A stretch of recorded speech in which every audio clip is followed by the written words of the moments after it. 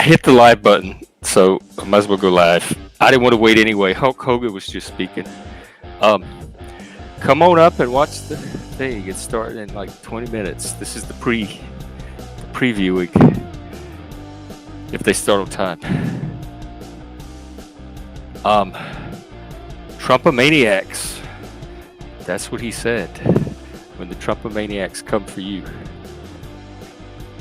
So I don't know if I'm an official Trumpomaniac, but that's the term that Hulk used. Hey, DBSH, Daniel Berry Sports Highlights. Nice to see you. We're getting ready for the Trump speech. Some old white guy in a business suit is speaking right now. They put out one of the clones, the NPCs. Let me see if I can figure out who he is. Oh, that's Reverend Tuttle from True Detective. Which candidate? It was one of the people I think he was going to pick. I saw an interview with him I said, that's Reverend Tuttle. It looked and talked almost just like him.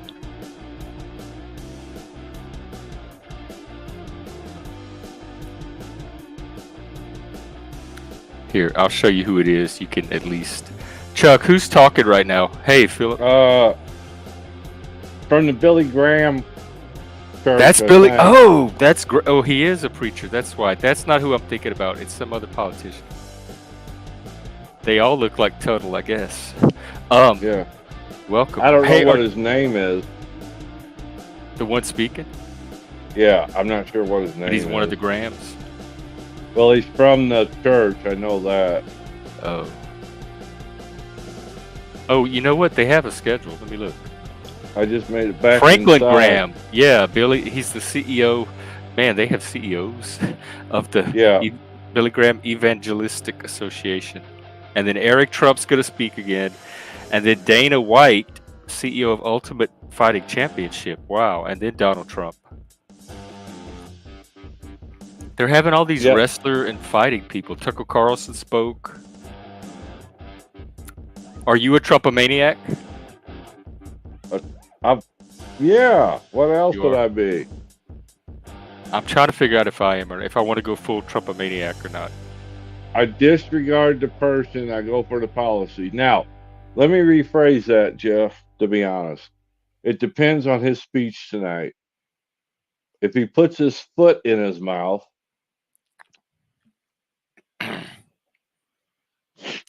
I just read where if Biden ends up stepping down, that Kamala is the presumed next obvious candidate. Kamala had even lower numbers than Joe. I know, but that's what the headline said, that if he steps down. If he steps down, there's going to be a quarterback sneak. Well, to see what they could pull off. Yep, there's no way they'll back Kamala. Because she's a chameleon. She changes her colors too often. I think he might have a little of that too. Ooh, I'm hot. I'm wet. I'm sweaty. I just made it inside. Well, I waited till this evening to go out and try to get the stuff pulled out for the duck house. Yeah, because I can't overdo it because of this ear surgery. So I'm trying to just go easy. I don't want to lose my ear like Donald. Yeah, they're appealing to the wrestling crowd, I guess, that fighting crowd, the Trumpomaniacs. I wonder if I emailed Donald and tell him, hey, I lost my left ear, you lost your right ear. Together we can make a pair. Give it a shot. Who knows? It's a crazy new world. Anything might work. Oh, now they're praying. They're doing prayer. Yeah. Speaking of, I don't know if the freak's around. I have an update for him. Let's see the prayer. Oh, they stopped praying. They knew you were coming. So they stop. This is on his way. Cut it, kill it. Yeah, we don't want to jinx it. Ladies and gentlemen, please welcome businessman and executive vice president of the Trump Organization, Eric Trump. That's the blonde one. Yeah. Let's get a look at him, see if he's changed any. Yeah, he has. I do like the scruff on both. Whoa, he's not blonde anymore. Yeah, I don't like the slicked hair though. I don't. Kind of looks like Flow State. He looks just like his brother though. Good evening, America. Nah, his brother's way hotter. 8 years ago, my father sat our family down. You notice they're rocking the he spoke short of a beard. nation in decline. Yeah, like of dreams slipping away. I wish I could grow one. Of a future endangered by failed leadership and broken promises. If this is the new fashion trend for trad husbands, my father had made a decision that would forever change our lives. You're all in. We realized he had chosen to step into the arena to fight for the soul Come on up, of America. Philip. He decided to leave behind the comforts of an unbelievable business empire. To leave behind everything. Everything's. I guess it's supposed to be. Oh, wait a minute. To answer the call. Philip said StreamYard was sold. Philip said StreamYard got sold. What does to that a new mean? owner. Oh, I don't. They didn't show me anything yet. I thought he had something down there. Sorry. No, I didn't hear that about at all. Gun channels are demonetized. Huh. Let me look into it. Who bought StreamYard? Don't tell me that other company did. Stream something. I can't remember the name of it. That one was complicated. Is it because of the shooting? They're like doing the gun freak out thing? Or is it because liberals? Come on, Philip. Come on up and let us know what's going on. We know you're Trump. You're hiding in the closet. Come on out. Oh.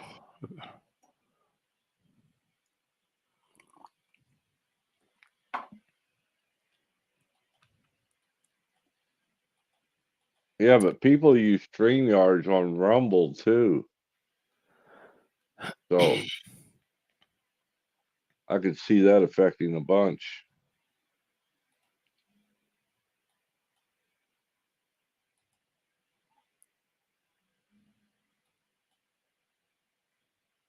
You see about those riots in Britain? Mm-mm. The immigrants, the riots, they're tearing everything up. What? I didn't. There was nothing about it on because that the left one that believe in open borders, yeah, they're rioting and tearing everything up in celebration. I don't get it, but where did you see this? Over on on a stream, on a panel. Denizen show, yeah. Okay, so it's not an actual source that we. Well, they pulled it up and was showing it. Yeah, but that could be anything. Like if it's on somebody's stream, it could be anything they're pulling up. Well, they pulled it up from I guess the press.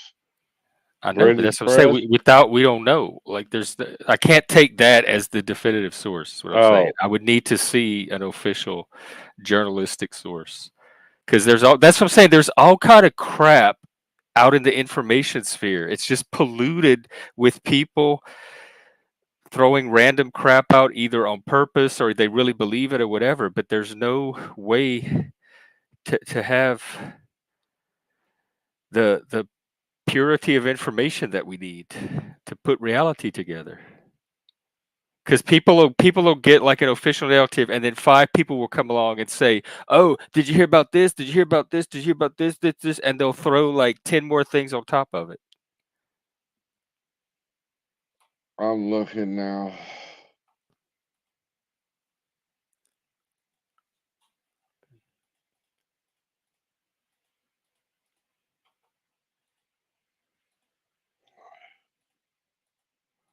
He's still talking. So I think it's him and then that UFC lady.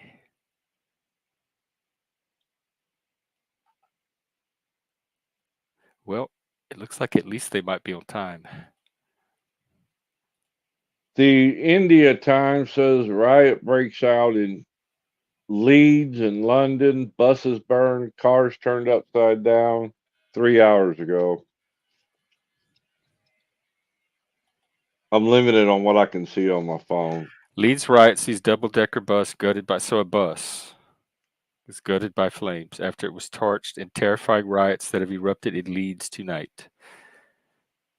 Unruly mobs set ablaze huge fires in the middle of this is like Seattle 2020 is what it's reminded me of. Yeah, that's maybe a what it little sounds worse. like. So far it looks like it's just that one city. And is it because of why are they rioting? Angry mob, fury as lawless Leeds is left to burn. What caused disorder?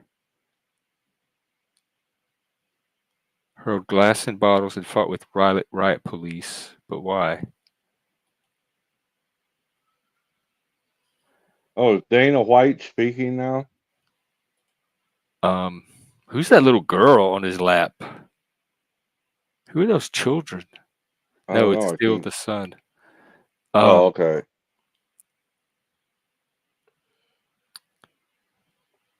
It's probably his kids then. Eric still speaking? Yeah, I'm keeping an eye on it. Oh. Okay. I imagine they're running behind because Trump was supposed to speak at 10. And what'd you say? They got 2 more speakers to go? No, just the UFC lady and then Trump. After Eric's done, she's gonna come off for a little while. And then he'll speak. Okay. So we're on time. What did you say her name was? I don't know. Dana White. Dana White. Yeah, I'm trying to do like 5 things at once. I'm trying to look at these riots and sorry. I'm trying to figure out why they're rioting in the first place. Why would it not just say outright? I know, that's what I hate. They want you to read the whole thing to find out. They're not even saying in the whole thing.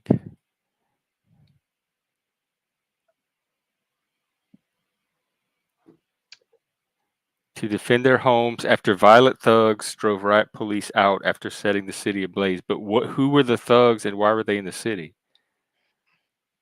Something to do with that immigration law that riot passed or thugs torch failed. bus and wreck police car. But who are these riot thugs? Yeah. And then they're wearing masks and they're wreaking havoc. Sounds like Antifa.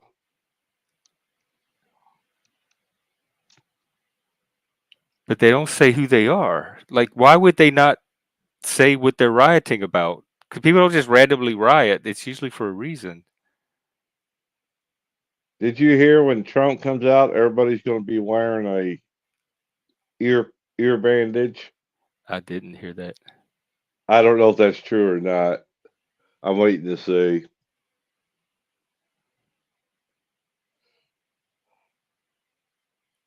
I see his wife's there tonight, so that's good.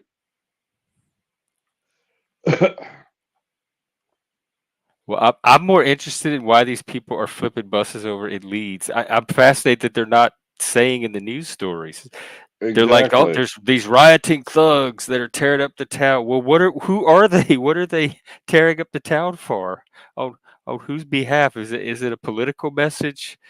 Or is it a criminal gang? I don't have information about these thugs. Well, this story says Islamist, Muslim. I didn't see anything about that. They're not saying why. It just said there's rioting thugs that wear masks and are burning buses and flipping them over. Migrant rioters. Okay, this is from Twitter. So Twitter's that's what's happening. The journalists don't want to come out and say. It's like when a black person commits a crime. Mm-hmm. They dance around it. And they're not saying it's migrant riots. But I go to Twitter and they're actually showing the rioters. Are they?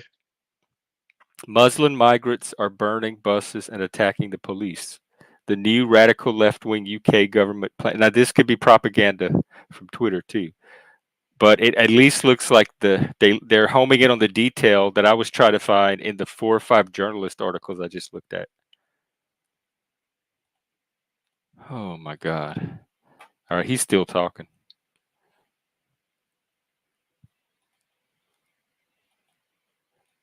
Yeah, that's the only thing I could even find is that Leeds incident. I didn't see anything else around the UK at all.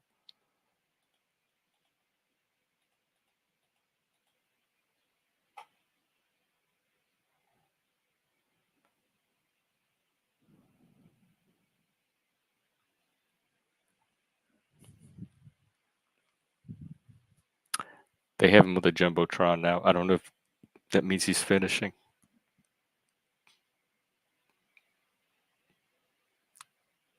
Did they update their little elephant? It looks different. It has like the trunk up, like it's leading a charge. Yeah, that's a crying shame. 3-year-old autistic boy found dead in the water at Disney World.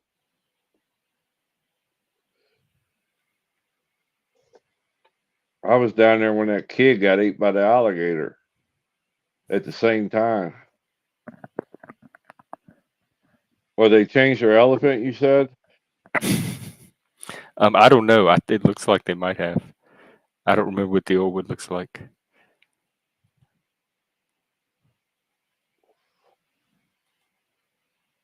Oh, Lord. Well, if we're not on time, it's because of this Eric Trump. He's dragging it on and on and on. And so far, I guess it's supposed to be because he's the candidate, but so far it's all about Trump. Like they get up and they talk about what an amazing person Trump is, and they tell stories about President Trump rise to power, or victory, or heroism, or whatever. But I want to know who they are. Like, I don't want them to just be blind Trump followers or have that be the only thing they have to say. But maybe that's the norm for a political convention. King Philip, that's because I'm a lover, not a fighter.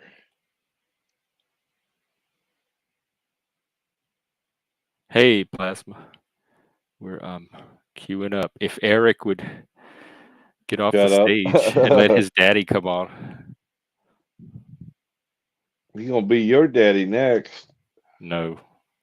I'm not electing a daddy. I'm looking for a daddy, but it's not Donald Trump, and it's not who I want representing me in America. That's two separate things. What's your ideal guy look like? I don't really have a type. No, I found one the other day. Remember, I forgot who it was. Philip? Philip. No. No, like a celebrity crush. But I forgot who it was Don Jr. No. Wasn't it? No, it was not Don Jr. Oh, who was it? I remember you talking about it. Shit. My ideal type is the one that can put up with me.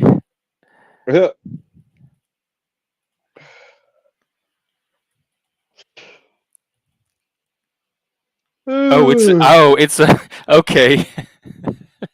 Now I see. What's that? I thought it was a lady, like a woman is finally the head of the UFC. Yay!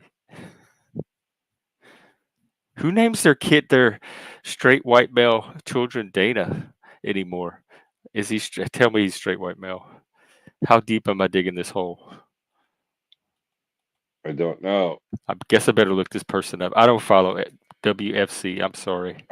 Me either. I don't follow that fight crap. Oh, this big bald-headed guy. All right. You got a picture? Yeah, I'm sorry for misgendering you, sir. It'll never happen again. I thought Dana White was a female. Shows you what I know.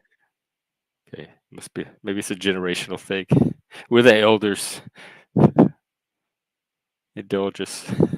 Forgive us. I thought she was a radio personality or something. I did too. First, I was thinking of Dana Plato, and then I was thinking of the church lady, Dana Carvey. But neither one of those people sounded like they would own the UFC or be the CEO of the UFC. That's true. But I definitely saw a woman. It never crossed my mind that Dana White was a male at the Republican National Convention with a name like Dana.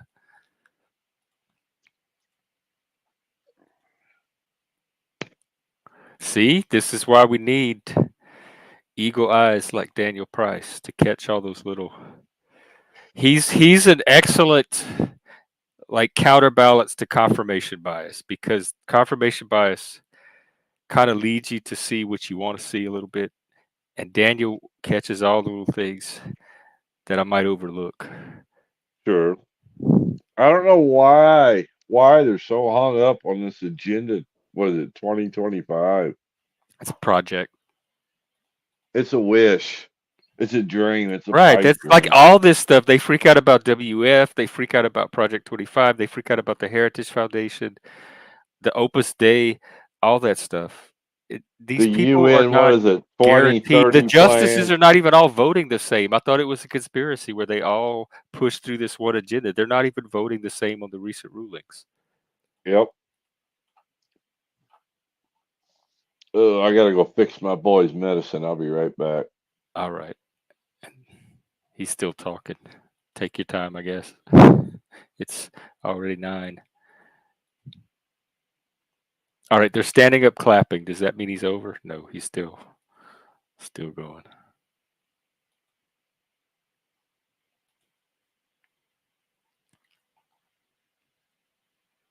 I know that they're expanding the rail system here just left and right. It amazes me how many new destinations have been added in just over the last few years.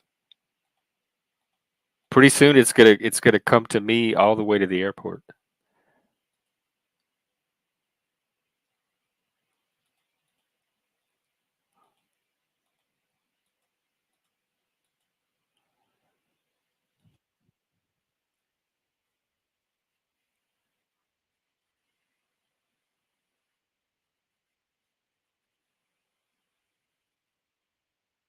Trumpomaniacs. All right, well, let's peek in on Eric, I guess. I've been more proud to stand by my father's side. I remain incredibly honored to be part of this journey, a journey with all of you, a journey to save the greatest country on earth, a journey with the most incredible people I have ever met. See if we say it all that in 4 years. Dad, 5 days ago, Laura, Luke, Carolina, and I held our breath as we saw blood pour across your face. By the grace of God, divine intervention, and your guardian angels above, you survived. Is that his kids? Eric's kids? They look like little demon children. Look at that girl. She looks like out of a horror movie.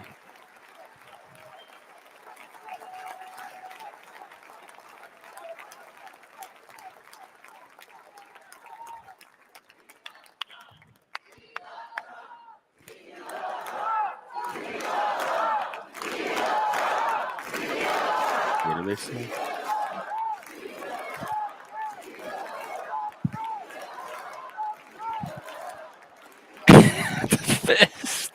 You are the greatest fighter I have ever seen. You are strong, you are full of life, and you are unapologetic. Your optimism is contagious. Your backbone is unbreakable. Your conviction to fight for what is right and against all that is wrong is truly next level.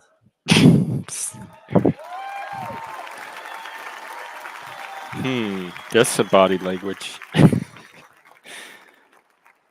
The whole world saw your strength as you stood up. Between them? You wiped the blood off your face, and you put your fist in the air in a moment that will be remembered as one of the most courageous acts in the history of American politics. You shouted, "Fight, fight, Fight! This.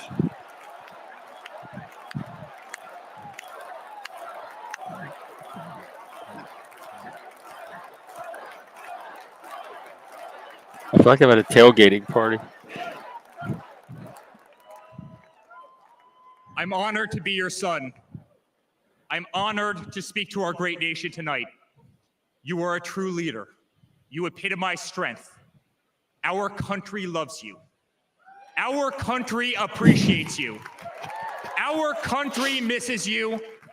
And on November 5th, our country will re-elect you as the 47th President of the United States of America.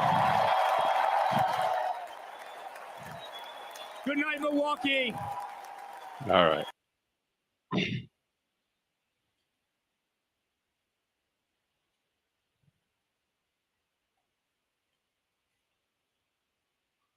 Yeah, but all that is influence. I mean, I imagine every political group helps determine what people they want on their team and what position and all that. None of that sounds sinister. It does like a conspiracy or anything even outside the law.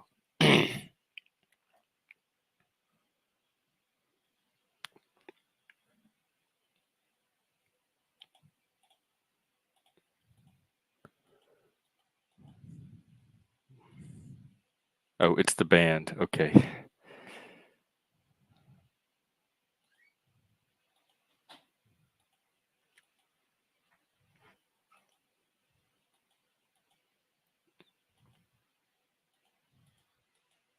We're just waiting at this point. If anybody else wants to come up and watch, just hop on.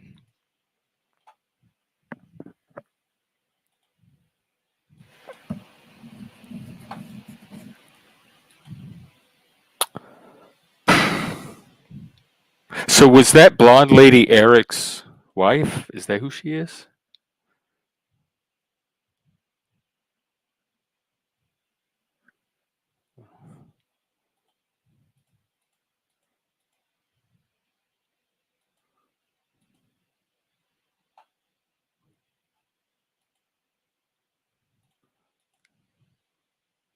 Man, that band plays for a while.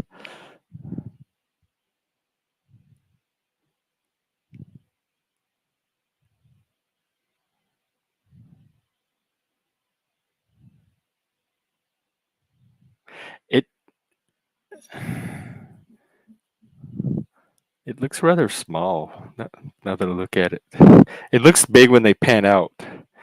When I actually see the floor, it doesn't look like that big of an arena.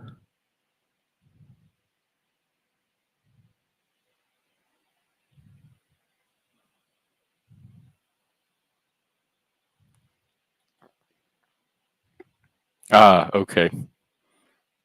Cool.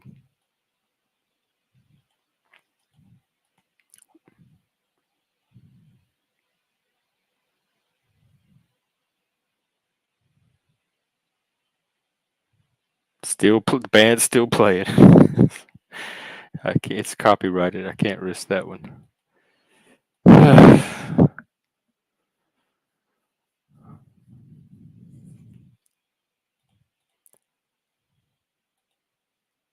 Me too. I don't have anything else. I was just here for the Trump thing tonight, and if people want to hang out after.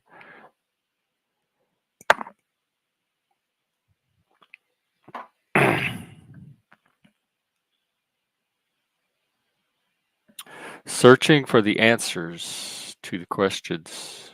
Oh, like, is it Eric's wife? Yeah, I suppose. I do that sometimes too. I've been doing it a lot, actually.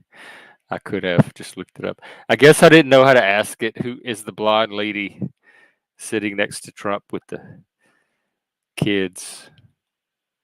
I caught part of it, the Trumpomaniacs. I was trying to decide if I was one or not. I didn't catch the beginning for the context for it. But he was cheering on all the Hogan, all the Trumpomaniacs, and said, "What you gonna do When they come for you or something like that. All right. Bring on this Dana. Now they're playing church music.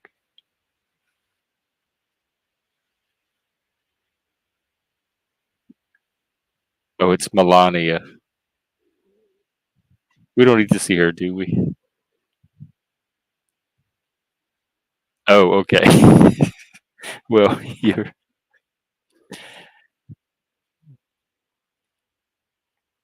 I guess I could have Googled Eric Trump's wife and seen if it was her. What is this music? My God, this is not going to win anything. This might not even win the old people vote.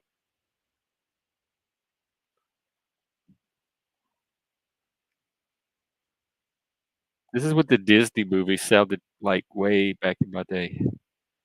Like a Haley Mills movie. Or a documentary about a brown bear. She looks okay. I got to show you this. I don't know if she's ever looked better.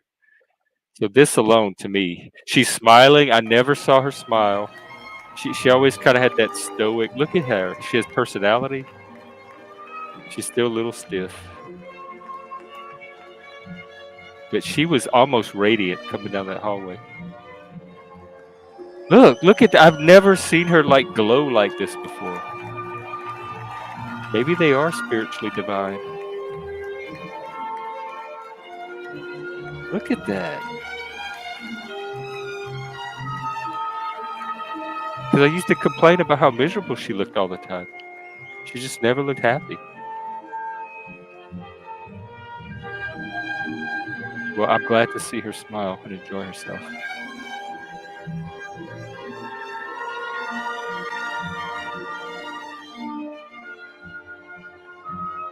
She thinks with her face. she tries to.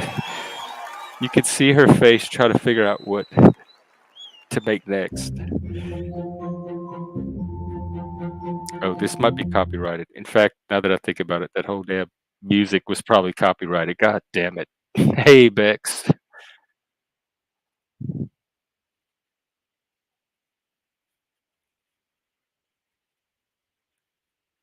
Now they're running a Donald Trump documentary, which is probably copyrighted.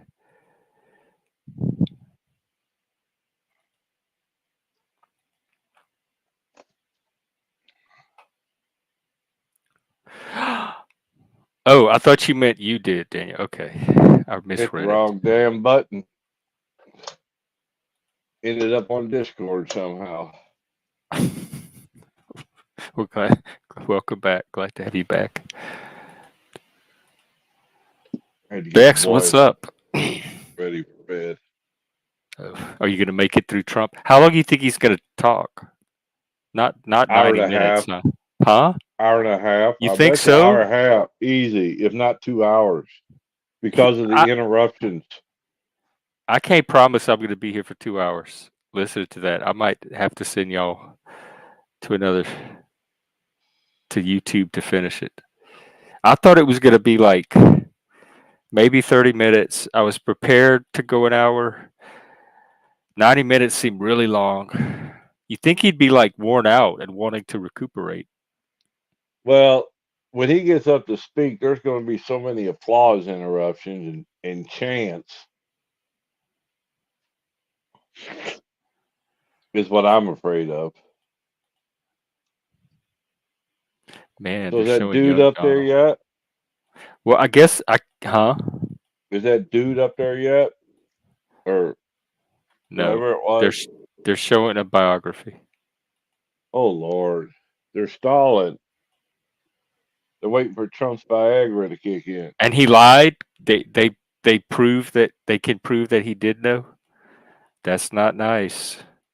Not that Hulk Hogan is not someone I ever think about or know anything much about, but so I didn't have respect to lose, but that certainly wouldn't gain my respect if that's what he did. Didn't Hulk Hogan marry Randy Savage's wife? Ex-wife? I don't follow Hulk Hogan. I don't know anything about his Because I thought they were neighbors down there in Florida at one time. Don't know. You'd probably know way better than me. Well, it's been a long time.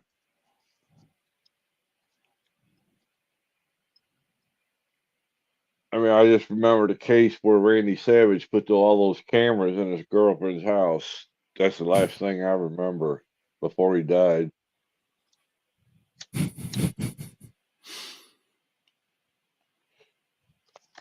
And she just happened to stumble across the monitor that was in his closet at his house that had all the live feeds of her house.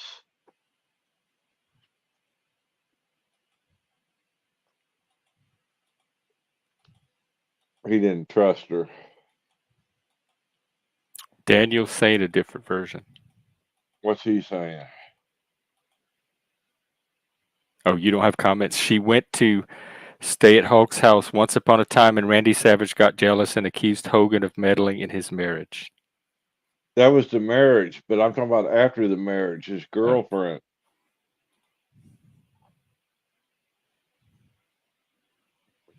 He didn't trust nobody, so he wanted to monitor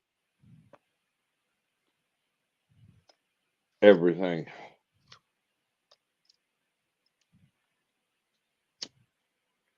Oh my God, now they're showing pictures of people who died, who were killed by immigrants that came across the border. Oh shit. They're really working the pathos this campaign. I think much better than Biden's is. Well, I was surprised to see that report from the New York Times. Was it 45 minutes ago or whatever it was? It said he was reconsidering dropping out. They're all turning against him, is what's going on.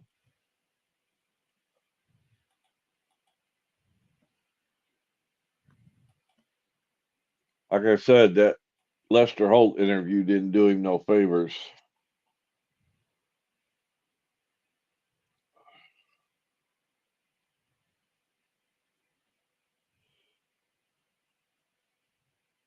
What weird ass. I have it on mute. They're showing some really bizarre skit.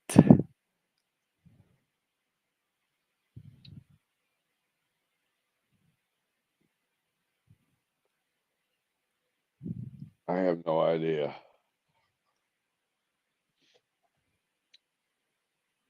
Yeah, I went to Midlife show earlier, but he switched it from standard format to vertical, and I left. I can't handle that vertical crap. Yeah, I don't like it either. For some reason, people say that the YouTube algorithm prefers it. Well, that's just YouTube's version of TikTok, is what it is. Oh, so it gets it to more people if you do a vertical. So they claim.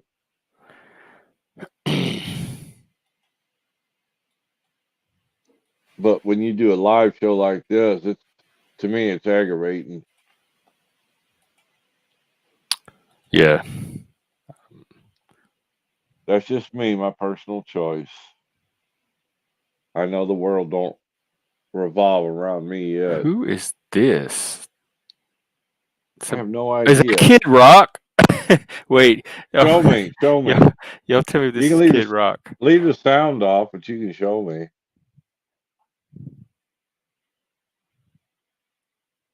Yep, Kid Rock. Let's hear what he's got to say. No, he's singing. It's copyrighted. I can't. Oh shit. He's probably singing Sweet Home Alabama, is he?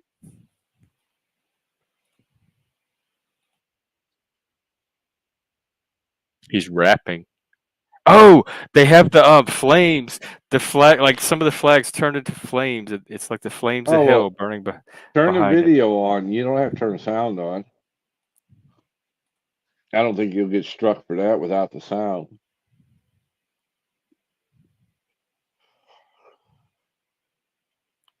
Look at that. How cool. Satanic America. I like his jacket.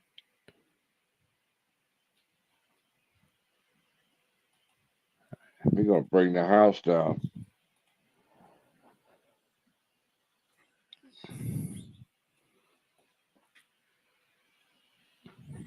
Yeah, if he's doing rap, I don't do rap. Well, he do rap now. He do be doing rap it now. Rap is ghetto music. They should have got Tom McDonald in there. He seems way more relevant than Kid Rock. Maybe it's for the WWF crowd. Although Tom would hit that too. Kid Rock's got a pretty good Southern following.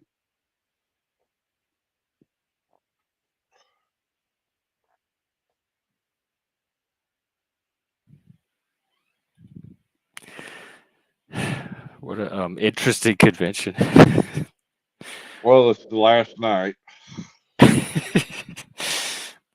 I don't listen to much Kid Rock, but the little bit I heard, I'd probably have to agree, Daniel. Oh, it was a good song. I liked it.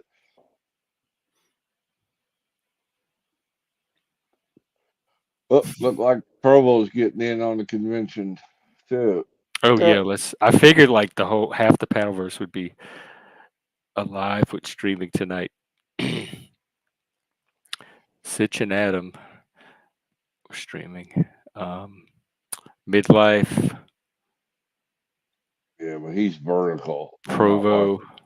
I'm not watching Vertical. Well, Provo started doing like just a little square of him up at the top with an overlay.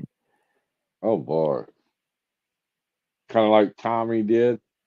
Yeah, just like Tommy. So, actually, there's not that many people streaming.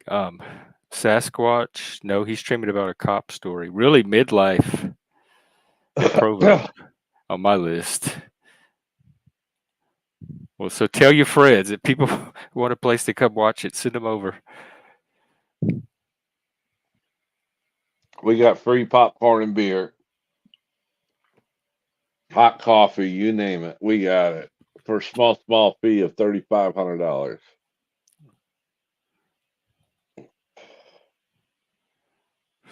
Man, he's still going.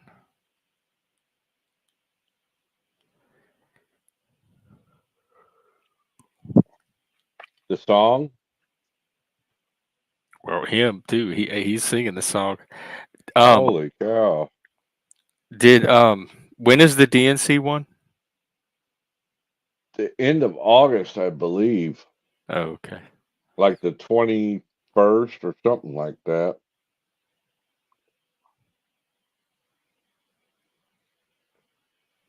He literally dropped his mic. He just let it fall out of his hands. Depending on how Trump does tonight, could really force Biden's hand. One way or the other, in my opinion.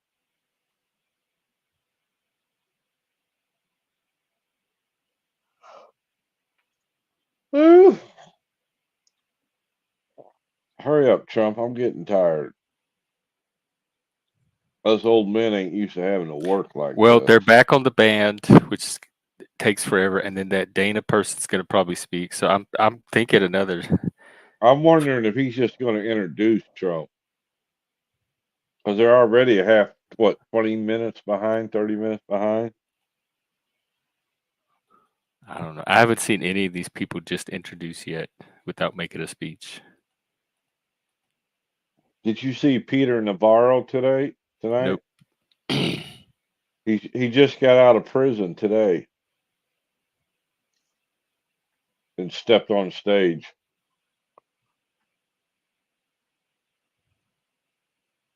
He was Trump's economist. They got put in jail for failure to talk to Congress.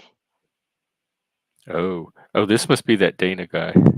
Oh, he doesn't look. He looks way better in person. Let me see his pictures. Let's take a look at him.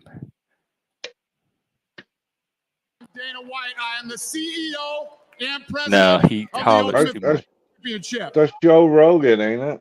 I don't like his hollering style. So 2 weeks ago, I got a call from President Trump asking me if I'd be willing to speak tonight. As usual, there was no pressure, no demands. He asked me as a friend, and of course I said yes. He came with his chest either. Look at that. After I accepted offer, he looks like Joe he Rogan. sent me a text message, and I just want to read to you a little piece of what President Trump wrote to me. Dana, I'm so honored that you will be doing the introduction at the National Republican Convention. Think of it as the biggest fight you ever had, a fight for our country and even the world. I only wish you didn't have to interrupt your family trip, but I hope they understand they love you and they know how important this is. He is something else. Now think Trump, about not this. him. This man's running for president of the United States. He's fighting for the future of this country, and he's concerned about interrupting my family trip. No, I think he missed the narcissism in that Trump letter, that sir. I know, a man who truly cares about people. I had one of those texts before. What he really said is he could even get you to put your family second and come and help him. He doesn't care about anyone but himself. I absolutely know that's not the truth. Oh, dude. Because I've been friends with this guy for 25 years. I feel so bad for you right now. And for He the got people who punked know by me, Trump. they'll know this is Trump true. is the ultimate troll. I just He want to really make is. something very clear. Nobody in the Trump Master campaign troll. has ever told me what to say. Nobody tells me what to say, and I'm nobody's puppet. You just a bitch, that's all. And I'm not telling you what to think. I'm telling you what I know. And I know President Trump. I know President Trump is a fighter. I've been saying this since 2015. Now, Why look you at what's yelling? happened over the last 10 years. We have That's all that. seen it with our own eyes. His ears are I'm in the messed tough up. guy business. And this man is the toughest, most He resilient seems like he human being orders that I've McDonald's ever like met in my this. life. Oh, Midnight The just higher put the a thing out that stakes, says the harder Biden he is stepping fights, down. and this guy never, ever gives up. So what's at stake here? The answer is in President Trump's text, and I quote, "A fight for our country." I know why he's running for president again. Why else There's would he several put himself reasons. through everything he's dealt with just to get back here? We all know he doesn't need this. Convenient This way guy's to got a avoid great some life. He has just a beautiful consequences, family, too. and he has achieved everything that you could possibly achieve in life. I know President Trump is literally putting his life I on the don't think line this guy's for something bigger than himself. long for this And world. he's willing to risk it all because he loves this country. He's very type A. He's going to be he's going to be in the cardiologist's office. And I know he wants what's best Very much, for the very American soon. people. All American people. I know he's running for president to save our American dream. I'm living the American dream, and I know the American dream is very real. Whether you were born in this country or came here from someplace else, this is the last real land of opportunity. As long as you're white. All the newspapers are reporting that Biden's stepping President down. Reagan once said, government's first duty is to protect the people, not run their lives. And if you're buried in government red tape, how will you ever start your own business? If you're struggling to pay your bills, how can you ever afford to start a family? And if you don't feel safe in your own town, why would you ever buy a house? I know that President Trump is fighting to save the American dream, and that's what's at stake in this election. We are choosing who we want to lead us in this fight. Not lead. I know President Trump is a proven leader, a fearless leader, and this Not country my was in leader. a much better place when he was in the Oval Office. Fall in line, Jeff. He is not my leader. We are In electing my mind, the a choice chief is clear. executive to But administer this the election, country. we all get to choose. I know I'm going to choose strength and security.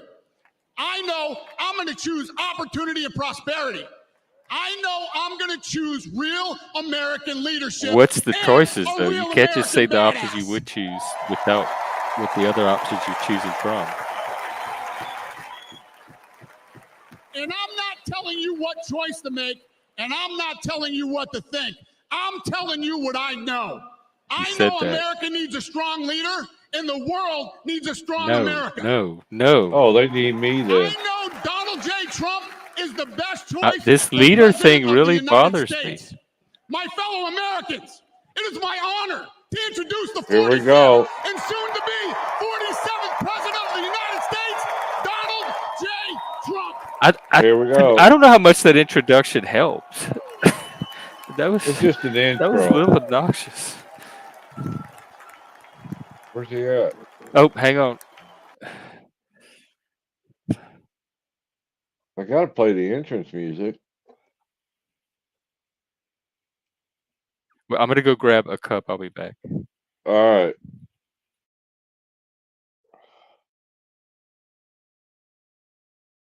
Schedule F. Okay, I'll look it up.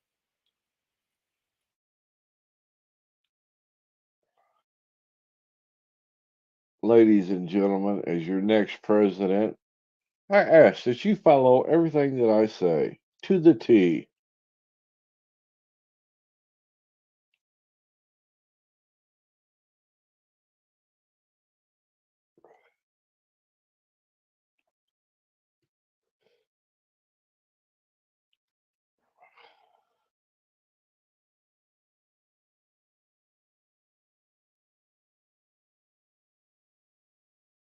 And if FDR can promise a chicken in every pot, I promise a woman in every house.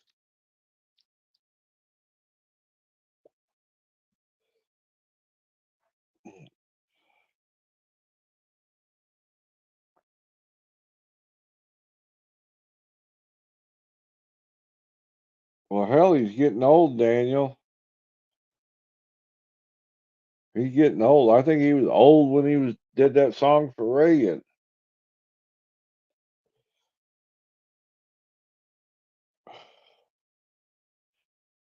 If I was on my computer, I could see it, but since I'm not, I can't. I'll have to take your word for it.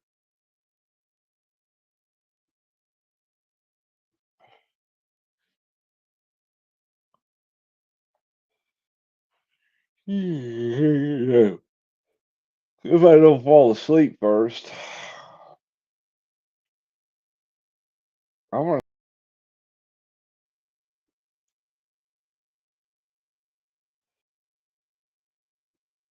He don't look the same.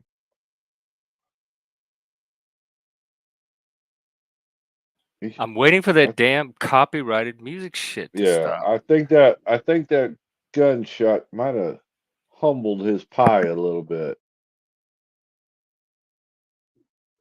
We'll find out as soon as he starts to speak.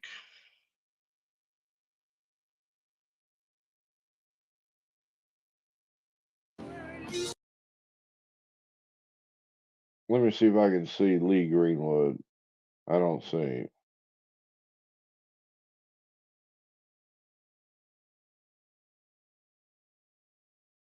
You got to be close.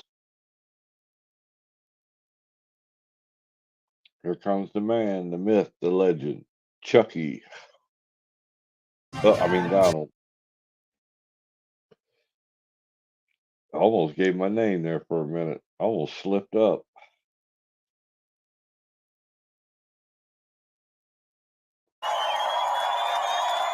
Here we go. Crank it, baby. Crank it.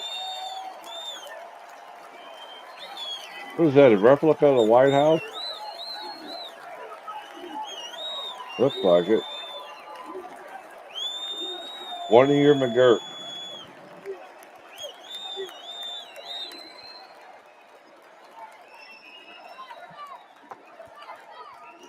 If he falls to his knees, I'm going to cry. Okay, he's not.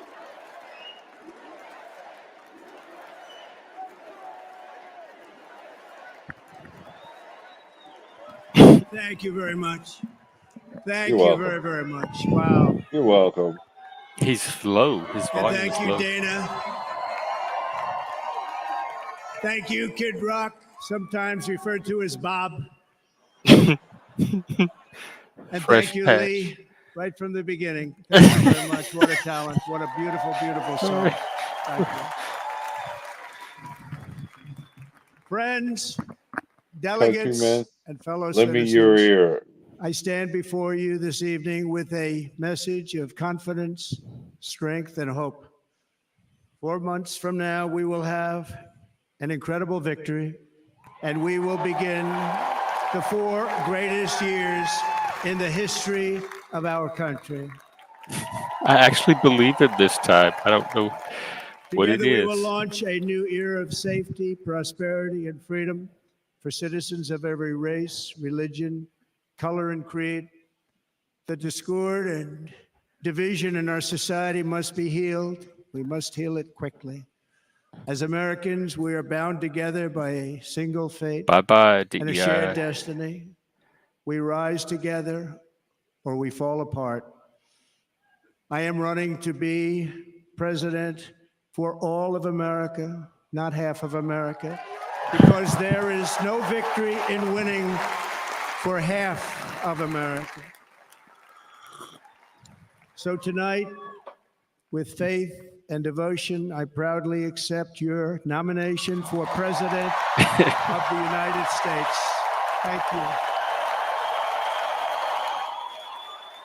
That's all he's going to say.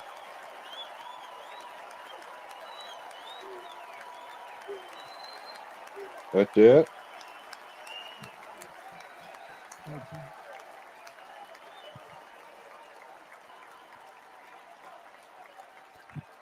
Thank you very much. Thank you. Thank you. Thank you very much.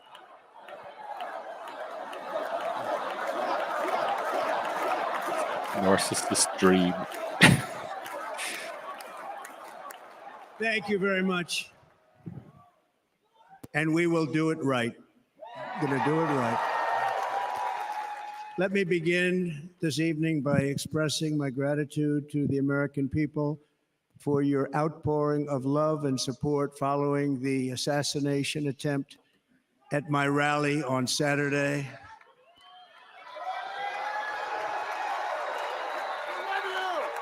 As you already know, the assassin's bullet came within a quarter of an inch of taking my life. So many people have asked me, what happened? Tell us what happened, please. And therefore, I will tell you exactly what happened. And you'll never hear it from me a second time because it's actually too painful to tell. I'm sorry. It was a warm, beautiful day in the early evening in Butler Township in the great Commonwealth of Pennsylvania. Music was loudly playing and the campaign was doing really well. I went to the stage and the crowd was cheering wildly. Everybody was happy.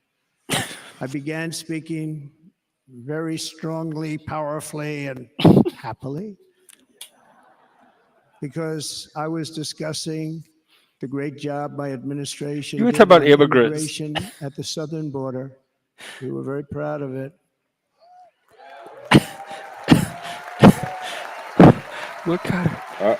Behind me and to the right was a large screen that was displaying a chart of border crossings under my leadership. The numbers under your administration were absolutely amazing. In order to see the chart, I started to, like this, turn to my right and was ready to begin a little bit further turn, which I'm very lucky I didn't do, when I heard a loud whizzing sound and felt something hit me really, really hard on my right ear. I said to myself, wow, what was that? It can only be a bullet. And moved my right hand to my ear, brought it down. My hand was covered with blood, just absolutely blood all over the place. I immediately knew it was very serious, that we were under attack, and in one movement proceeded to drop to the ground. Bullets were continuing to fly as very brave Secret Service agents rushed to the stage, and they really did, they rushed to the stage.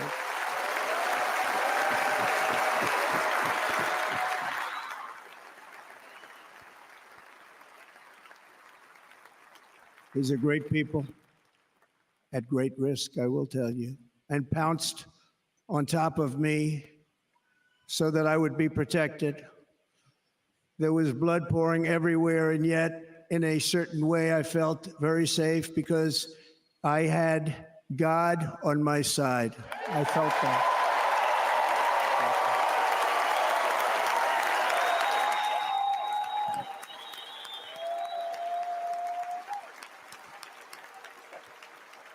I want to see his face.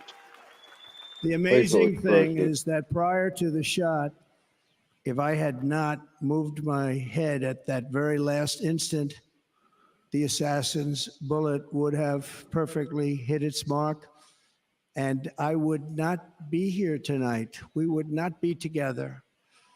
The most incredible aspect of what took place on that terrible evening in the fading sun was actually seen later. In almost all cases, as you probably know, and when even a single bullet is fired, just a single bullet, and we had many bullets that were being fired, crowds run for the exits or stampede, but not in this case. It's very unusual. That's true.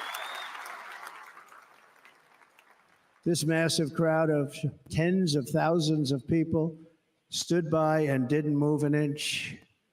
In fact, many of them bravely, but automatically stood up looking for where the sniper would be. They knew immediately it was a sniper, and then began pointing at him. You can see that if you look at the group behind me. That was just a small group compared to what was in front.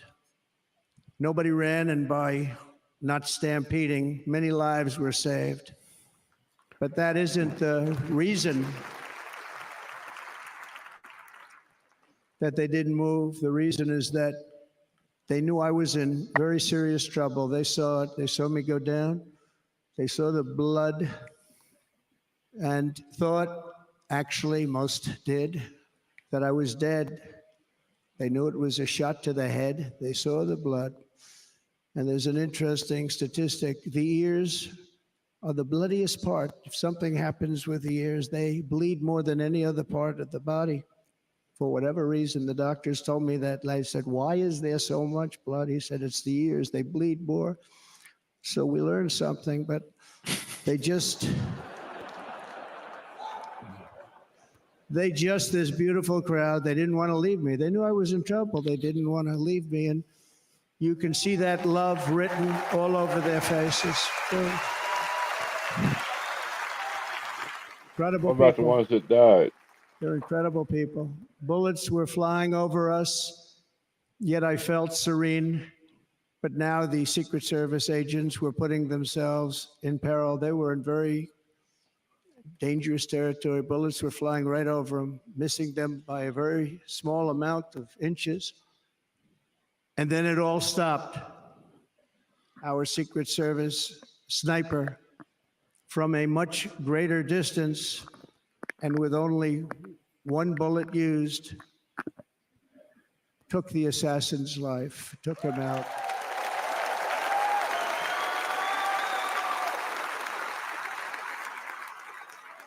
I'm not supposed to be here tonight. Not supposed to be here. Yeah.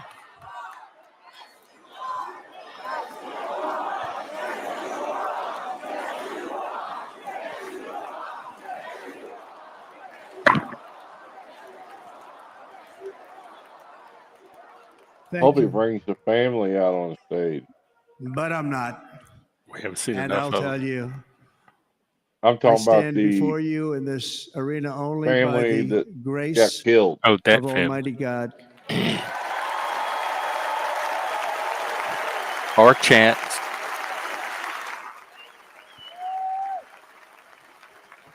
In watching the reports over the last few days, many people say it was a providential moment. Probably was. When I rose surrounded by Secret Service, the crowd was confused because they thought I was dead, and there was great, great sorrow. I could see that on their faces as I looked out.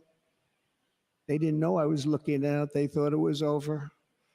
but I could see it. I wanted to do something to let them know I was okay.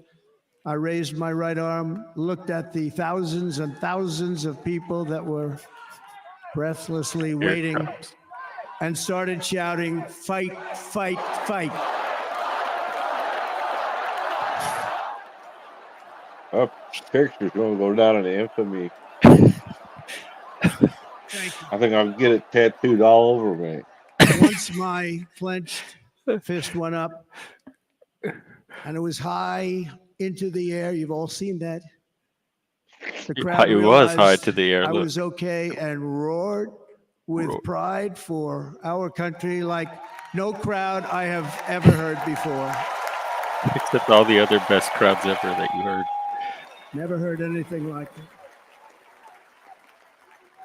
For the rest of my life, I will be grateful for the love shown by that giant audience of patriots that stood bravely on that fateful evening in Pennsylvania. Tragically, the shooter claimed the life of one of our fellow Americans, Corey. There you go. Talk about it. Unbelievable person, everybody tells me. Show his family. Show his family, bud. And seriously wounded. 2 other great warriors. Spoke to them today. David Dutch. What's with this and warrior James thing? Copenhaver. 2 great people. I also spoke to all 3 families of these tremendous people. Our love and prayers are with them and always will be. We're never going to forget them. They came for a great rally. They were serious Trumpsters, I want to tell you. They were serious Trumpsters and still are. The maniacs. But Corey, unfortunately, we have to use the past tense. He was incredible. He was a highly respected former fire chief, respected by everybody. Was accompanied not by the internet, not by Twitter, not by Destiny. Helen, incredible woman. I spoke to her today, devastated. And 2 precious daughters. He lost his life selflessly, acting as a human shield to protect them from flying bullets. He went right over the top of them and was hit. What a fine man he was.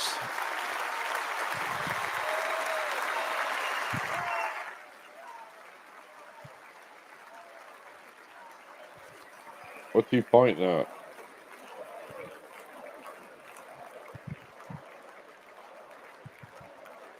Where's he going?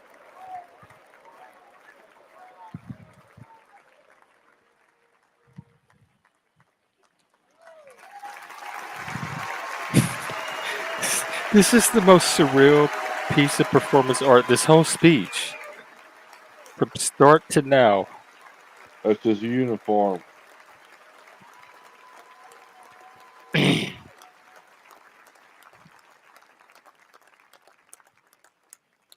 want to thank the fire department and the family for sending his helmet, his outfit, and it was just something, and they're going to do something very special when they get it. But we did something which cannot match what happened, not even close. But I am very proud to say that over the past few days, we've raised $6.3 million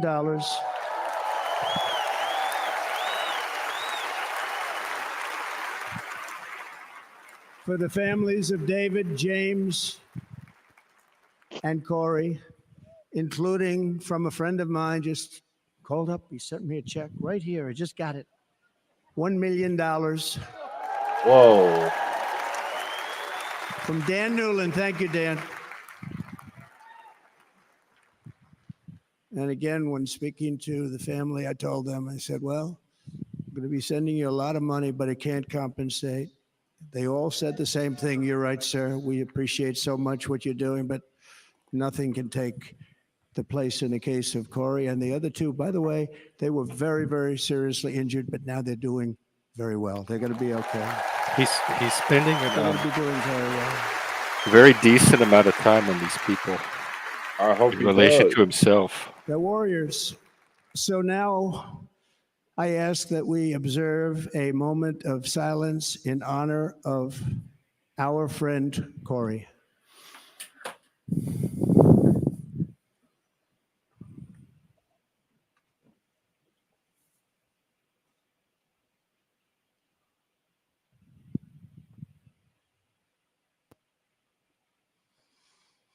There is no greater love than to lay down one's life for others. This is the spirit that forged America in her darkest hours, and this is the love that will lead America back to the summit of human achievement and greatness. This is what we need. Despite such a heinous attack, we unite this evening more determined than ever. I am more determined than ever, and so are you. So is everybody on your side. It's not his regular pompous ass self. No, you're right. He's much more presidential than he was last time. Thank you. Of course, he's a narcissist, able to intuit what image to portray to get the NS. Yeah. And he knew that America was looking for a fighter last time, and now they're looking for a president, and he's able to shape himself. I saw that in the debate. His debate performance Our showed the same resolve thing. is unbroken and our purpose is unchanged. But I think some of it's sincere. I think there was a transformation after getting shot. Than ever before. Yes. Nothing will stop me in this mission because our vision is righteous and our cause is pure. Well, no matter be careful what with obstacle that kind comes of our way, thinking. we will not break, we will not bend, we will not back down, and I will never stop fighting for you, your family, and our magnificent country. Never. Give us a fist pump. You got to work that fist, Donald. Yep. And everything I have to give with because Vance sure is. All of the energy He's working the and finger fight in my heart and soul. I pledge to our nation tonight. Thank you very much. I pledge that to our nation. We're going to turn our nation around, and we're going to do it very quickly. Thank you.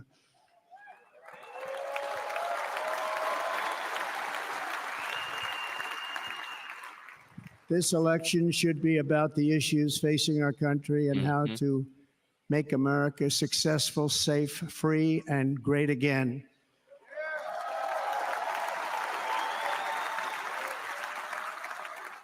In an age when our politics too often divide us, I'm surprised now he is the didn't time show to the remember video that of we them are getting all shot. fellow citizens. We are one nation under God, indivisible, with liberty and justice for all.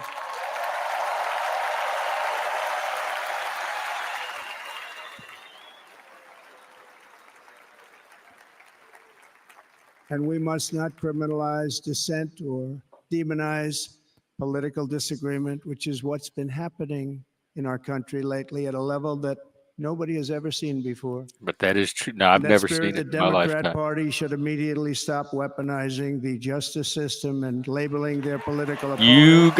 You're guilty, sir. You know you forged those documents. Stop that. Stop that right now.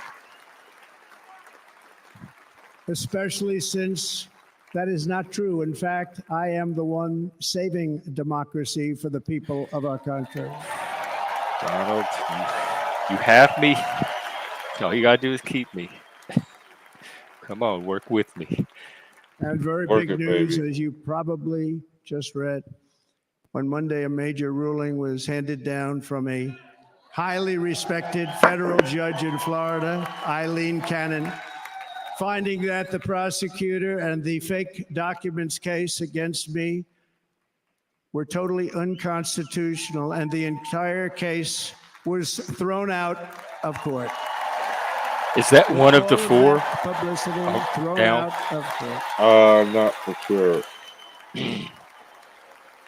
If Democrats want to unify our country, they should drop these partisan witch hunts, which I have been going through for approximately 8 years. No, the justice system needs to continue to do its thing. And they should do that without delay and allow an election to proceed that is worthy of our people. We're going to win it anyway, but worthy of our people.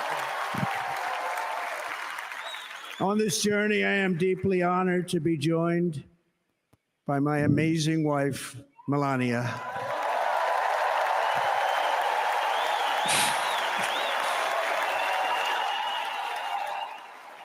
She's still hot, love it. I like her a lot better this time around, I have to say. Like, she got cloned too. This is Trump and Melania 2.0, at least 2.0. Bring in the clones. And Melania, thank you very much. You also did something really beautiful, a letter to America calling for national unity, and it really took the Republican Party by surprise. I will tell you, it was beautiful. The elites finally figured out what to do. Just clone Trump and Melania and run them as candidates. In fact, some very serious people said that we should take that letter and put it as part of the Republican platform. That would be an honor, wouldn't it? Right? So Mr. Congressman? Aggrandizing. But it captivated so many. So I also want to thank my entire family for being here. Don, Kimberly, Ivanka and Jared, Eric and Lara. Oh, I forgot about Ivanka. Tiffany and Michael. Barron. We love our Barron. Where's Barron? And of course, my 10 wonderful grandchildren. You saw a few of them up there on my lap before. Yeah, they look like yours.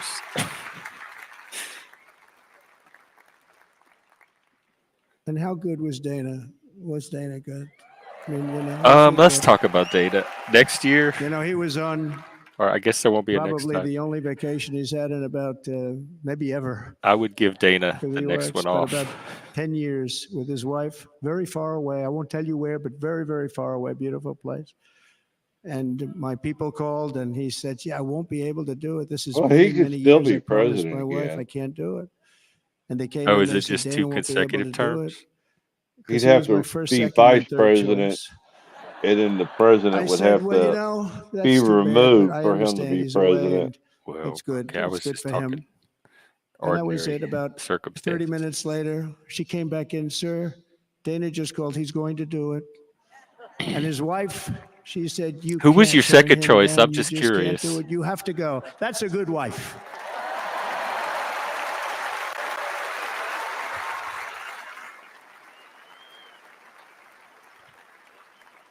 So he got on a plane. He got here a little while ago. Now he's going to get on the plane in a little while, and he's going to go back home to his wife. But they're great, and I just want to thank her and him and their whole family, because that's not easy. And Kid Rock, same thing. Called, he said,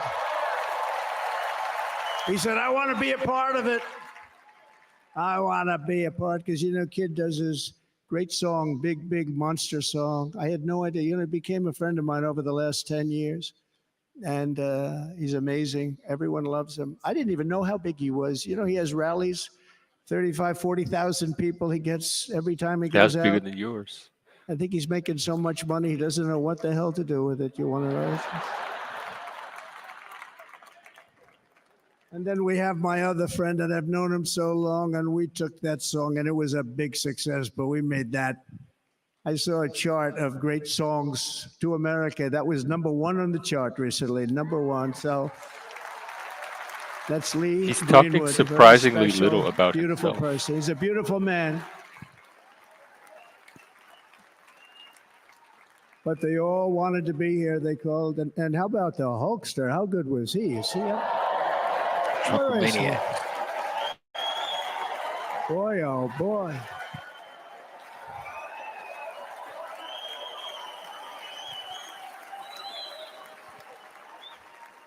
Wait, which one was Lee?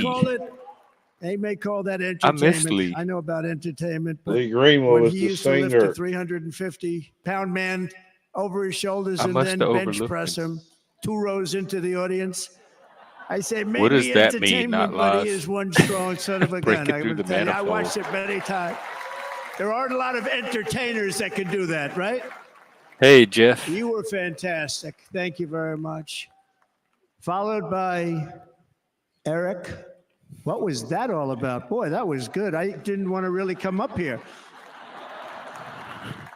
But he was so great, and he's such a good young man. He went through a lot of trouble. Barron Don there? last night was incredible. Who? He went through so much trouble. They got Barron. subpoenaed. The That's what I'm wondering. I want to see Probably Barrett the because I history heard of he the was United growing up, States. Every week they get looking another up. subpoena. coming from to his the own. Democrats. Well, he's hurt there. I'm pretty sure That's Barron's a all. Spurs, by the way. Boom, Donald, boom, if you boom. need someone to talk to you about your son, call me. They've got to stop that because they're destroying our country. We have to work on making America great again, not on beating people and we won. We beat them in all. We beat them on the impeachments. We beat them on indictments. We beat them. But the time that you have to spend, if they would devote that genius to helping our country, we'd have a much stronger and better country. Let the justice system do its thing, Donald.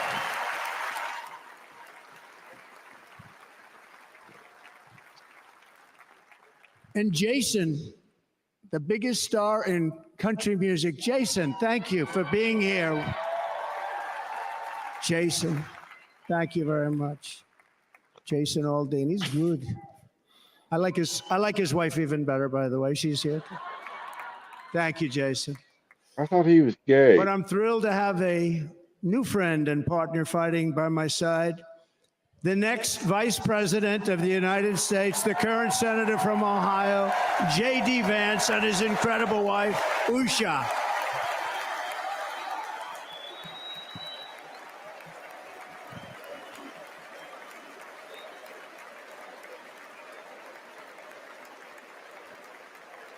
This suit looks much better tonight than it did last night. He's going to be a great Vice President. He's going to be great. He'll be with this country and with this movement, greatest movement in the history of our country. Make America great again. When they criticize it, they say, we're going to try and stop MAGA. I said, MAGA is making America great again. What are you going to stop? There's nothing to stop. Then they say, oh, that's right. It's very tough to fight it. And all of the people that did try and fight it have failed.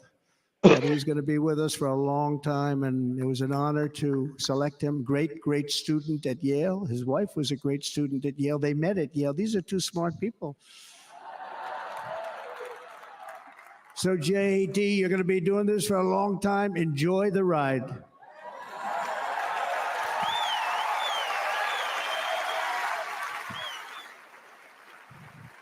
And a very special thank you to the extraordinary people of Milwaukee and the great state of, oh, there they are.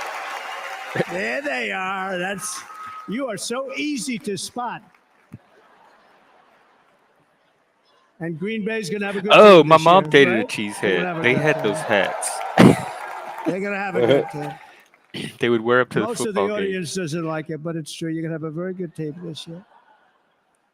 And by the way, Wisconsin, we are spending over $250 million here, creating jobs and other economic development all over the place. So I hope you will remember this in November and give us your vote. I am trying to buy your vote. I'll be honest about that. Illegal. I'm just going to admit it. It's illegal. You know they're going to try to use that, Wisconsin, Yep. Again, we're going to make it. That is illegal as hell. Thank you, Mr. Governor. Thank you very much. Thank you. Oh, well, what's one more I'm charge? here tonight to lay a vision for the whole nation, to every citizen, whether you're a young or old man or woman, Democrat, Republican, or independent, black or white, Asian or Hispanic. I extend to you a hand of loyalty and of friendship. Together, we will lead America to new heights of greatness like the world has never seen before. We were right there in the first term. We got hit with COVID. We did a great job. Nobody knew what it was, but nobody's ever seen an economy pre-COVID. And then we handed over a stock market that was substantially higher than just prior to COVID. Coming in, did a great job. Never got credit for that. We got credit for the war and defeating ISIS and so many things. The great economy, the biggest tax cuts ever, the biggest regulation cuts ever. The creation of Space Force, the rebuilding of our military. We did so much. We did so much. Right to try is a big deal. We got right to try. They were trying to get that for 52 years. What is right to try? Somebody's terminally ill. Experimental medicine. There's nobody in this audience, but it does happen. That's what Biden got. And they can't use was the right to try. Well, he's not terminally ill, is other he? things that we are way ahead. We have the greatest. No, but he got the right to try for the COVID laboratories medicine. in the world, and you can't do it. They've been trying to get that approved for 52 years. Wasn't that easy? The insurance companies didn't want to do it. They didn't want the risk. The labs didn't want to do it because if it didn't work, people are pretty far down the line toward death. They didn't want to do it. The doctors didn't want to have it on their records. So I got everybody into an office. 52 years they tried. Sounds simple, but it's not. And I got them to agree that somebody that needs it will, instead of going to Asia or Europe or someplace, or if you have no money, going home and dying, just die. We got them to sign an agreement, agree to it, where they're not going to sue anybody. They're going to get all of this stuff. They're going to get it really fast. And what's happened is we're saving thousands and thousands of lives. It's incredible.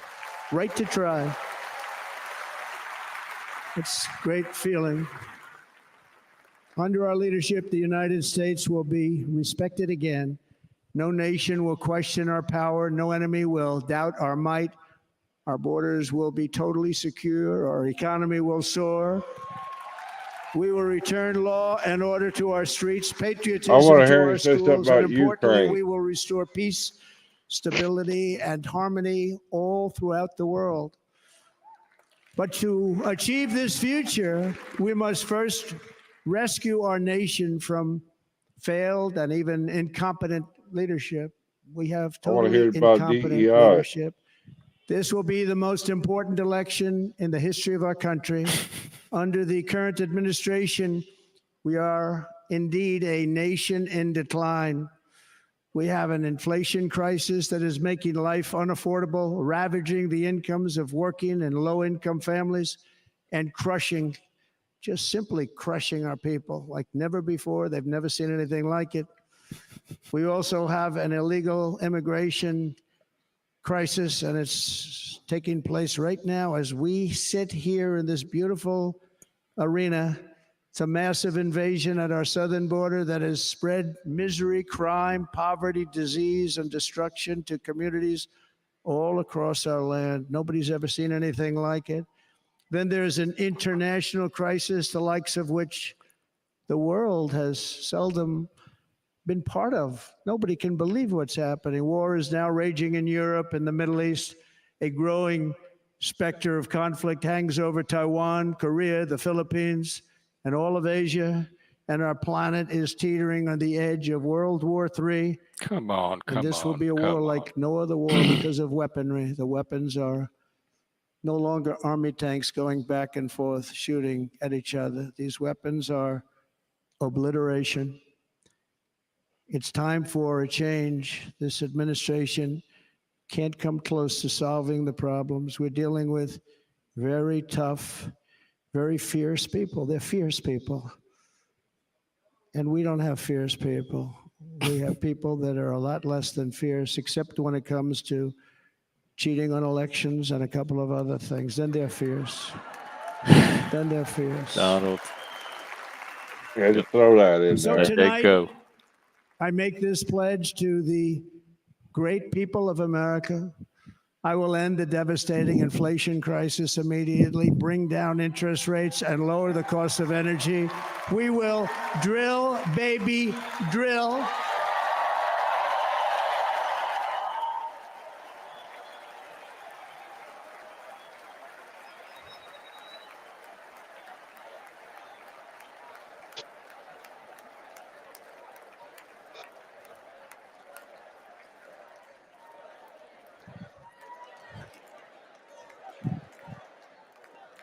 Can you believe what they're doing?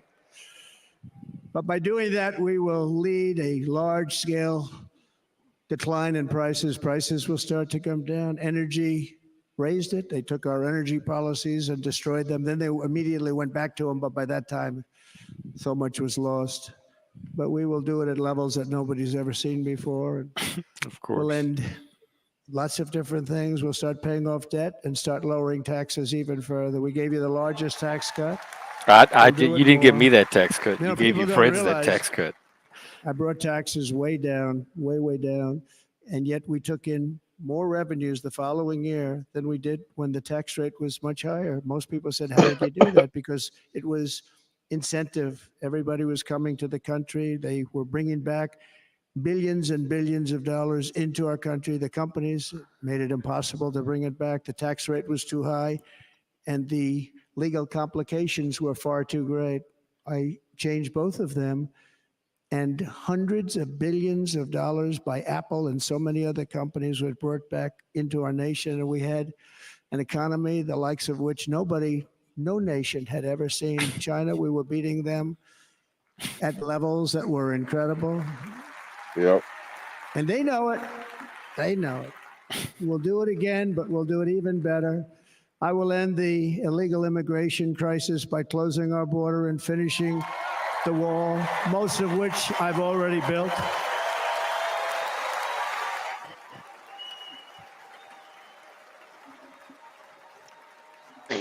On the wall, we were dealing with a very difficult Congress. And I said, oh, that's okay. We won't go to Congress. I call it an invasion. We gave our military almost $800 billion. I said, I'm going to take a little of that money because this is an invasion. And we built, most of the wall is already built. And we built it through using the funds because what's better than that? We have to stop the invasion into our country that's killing hundreds of thousands of people a year. We're not going to let that happen. I will end every single international crisis that the current administration has created, including the horrible war with Russia and Ukraine, which would have never happened if I was president, and the war caused by the attack on Israel, which would have never happened if I was president. Iran was broke. Iran had no money. Now Iran has $250 billion. They made it all over the last 2.5 years. They were broke. I watched the other day on a show called Deface the Nation. Has anyone seen it? And they had a congressman who was a Democrat say, well, whether you like him or not, Iran was broke dealing with Trump. I told China and other countries, if you buy from Iran, we will not let you do any business in this country, and we will put tariffs on every product you do send in of 100% or more. And they said to me, well, I think that's about it. They weren't going to buy any oil. And they were ready to make a deal. Iran was going to make a deal with us. And then we had that horrible, horrible result that we'll never let happen again. The election result, we're never going to let that happen again. They used COVID to cheat. We're never going to let it happen again. And they took off all the sanctions and they did everything possible for Iran. And now Iran is very close to having a nuclear weapon, which would have never happened. This is a shame what this administration, the damage that this administration has done. And I say it often, if you took the 10 worst presidents in the history of the United States, think of it, the 10 worst, added them up, they will not have done the damage that Biden has done. I'm only going to use the term once. Biden, I'm not going to use the name anymore, just one time. The damage that he's done to this country is unthinkable. It's unthinkable. Together we will restore vision, strength, competence, and we're going to have a thing called common sense making most of our decisions, actually. It's all common sense. Just a few short years ago, under my presidency, we had the most secure border and best economy in the history of our country, in the history of the world. We had the greatest economy in the history of the world. We had never done anything like it. We were beating every country, including China, by leaps and bounds. Nobody had seen anything like it. We had no inflation, soaring incomes were going. Nobody can believe it. You can't believe what happened 4 years ago is happening now in reverse. And the world was at peace. Inflation has been a killer for our country. No matter what you make it, it doesn't matter because inflation is eating you alive. People that were putting away money, they were making great wages, the highest they've ever made, but they were putting away a lot of money. Now they are just being destroyed. They're not putting away anything. They're barely living. They're going into savings accounts.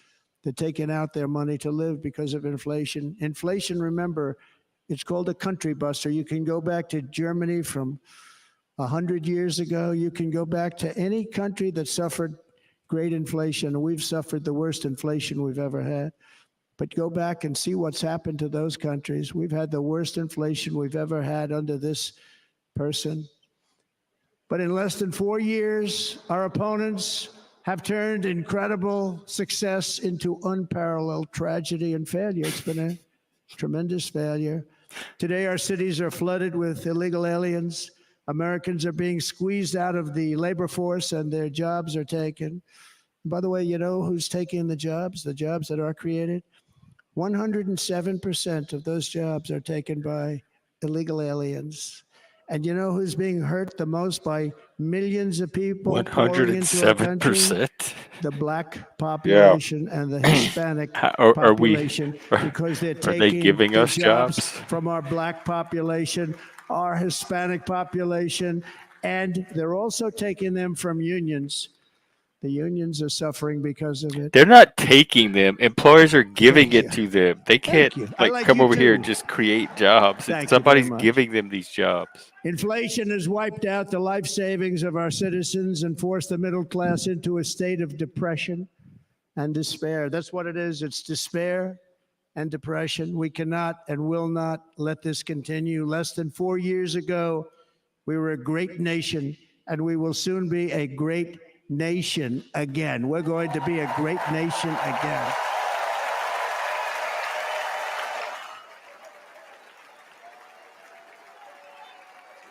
Thank you. With proper leadership, every disaster we are now enduring will be fixed, and it will be fixed very, very quickly. So tonight, whether you've supported me in the past or not, I hope you will support me in the future, because I will bring back the American dream. That's what we're going to do. You don't even hear about the American dream anymore. With great humility, I am asking you to be excited about the future of our country. I actually am. After the fist and all of this, I'm very optimistic. And by the way, the news reports, look at all of those big networks. Look at them. They're all here. But every one of them has said this could be the most organized, best run, and most enthusiastic convention of either party that they've ever seen. Every single one.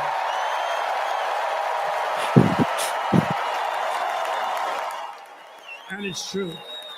Get him, Daddy. It's true. And Get him, Daddy. There's great love in the room. It's wholesome-ish, except for this. So I better We'll finish never let strong. that happen again. Otherwise, we'll blow it, and we can't let that happen. Bribing Wisconsin for votes. Now, this was great. All of the great people that spoke, and everybody hit a home run. I mean, there's not one that I can think it's of. It's going to be the one state that's going to get challenged. Watch. Every single person. Yep. I refuse to be the only one. Don't do that to me. They're already getting ready. See, I gave him an idea. Well, he's ahead. Now we had This was a great convention. This was in all the. I think we're actually going to go home and miss it. You know, usually with a first of all, look at these crowds. You'd never have this at a convention. Look at these crowds. I've seen those at conventions before. Love. It's about love. This week, the entire Republican Party has formally adopted an agenda for America's renewal, and you saw that agenda. And it's very short compared to the long, boring, meaningless agendas of the past, including the Democrats. They write these things that are hundreds of pages long. I think he just misagended the agenda. In their case, fortunately, they don't read them. What's he talk about wokeism? It's a series of bold promises that we will swiftly implement when you give us a Republican House. And Mr. Speaker, thank you very much. We have our great Speaker of the House with us tonight, Mr. Speaker. Thank you very much. Thank you. A Republican Senate, we have many senators here. And send me back to our beautiful White House just a few short months from now. We're talking about just months. It can't come fast enough. We have to get it done. First, we must get economic relief to our citizens. Starting on day one, we will drive down prices and make America affordable again. We have to make it affordable. It's not affordable. People can't live like this. Under this administration, our current administration. Groceries are up 57%, gasoline is up 60 and 70%, mortgage rates have quadrupled. And the fact is, it doesn't matter what they are because you can't get the money anyway. You can't buy houses. Young people can't get any financing to buy a house. The total household costs have increased an average of $28,000 per family under this administration. Republicans have a plan to bring down prices and bring them down very, very rapidly. By slashing energy costs, we will in turn reduce the cost of transportation, manufacturing, and all household goods. So much starts with energy. And remember, we have more liquid gold under our feet than any other country by far. We are a nation that has the opportunity to make an absolute fortune with its energy. We have it, and China doesn't. Under the Trump administration, just 3.5 years ago, we were energy independent, but soon we will actually be better than that. We will be energy dominant and supply I caught that not too, only ourselves, Daniel. but we will supply the rest They of still the have to get away with it, but that bothered me a little bit. I'm going to give him the most generous reading of it that I We will can. reduce our debt, $36 I trillion. think he We will honestly start believes reducing that, and we will also reduce your taxes still further.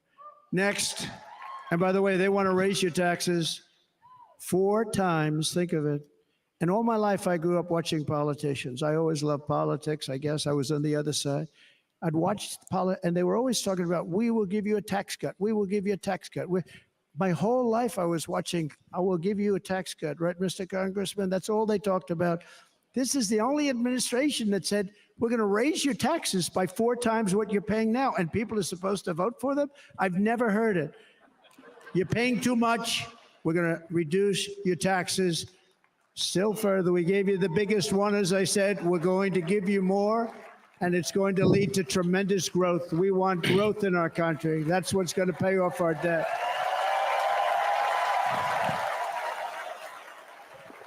And next, we will end the ridiculous and actually incredible waste of taxpayer dollars that is fueling the inflation crisis. They've spent trillions of dollars on things having to do with the Green New Scam. It's a scam.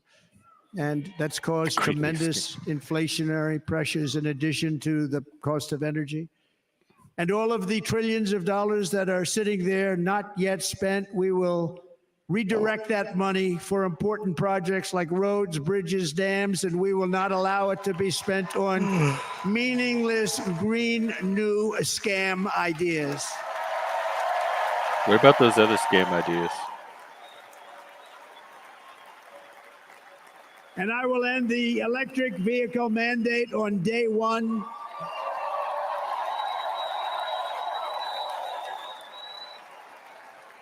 Thereby saving the U.S. auto industry from complete obliteration, which is happening right now, and saving U.S. customers thousands and thousands of dollars per car. And right now, as we speak, large factories just started, are being built across the border in Mexico. So with all the other things happening on our border, and they're being built by China to make cars and to sell them into our country. No tax, no anything.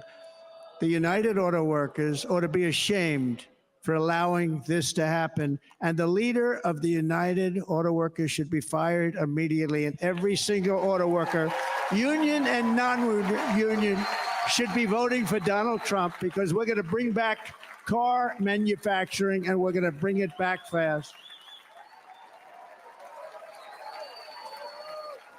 That's true. They're building some of the largest auto plants anywhere in the world. Think of it, in the world. We're going to bring it back. We're going to make them. We don't mind that happening, but those plants are going to be built in the United States, and our people are going to man those plants.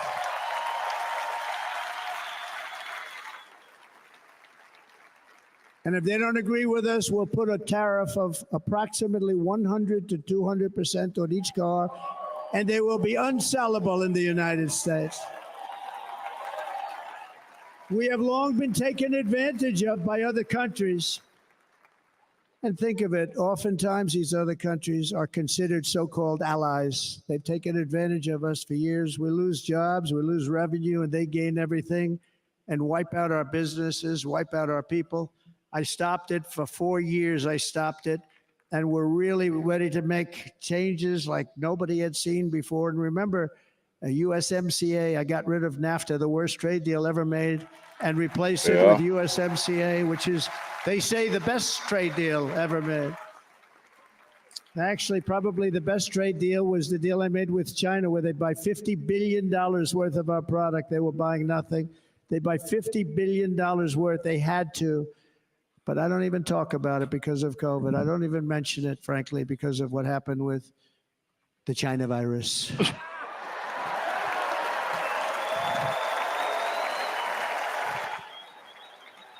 We will not let countries come in, Donald Trump is and back. plunder our nation. They come and do that. I think this transformation we thought we saw. The way they will sell their product in America is to build it in America. Very simple. Build it in America and only in America.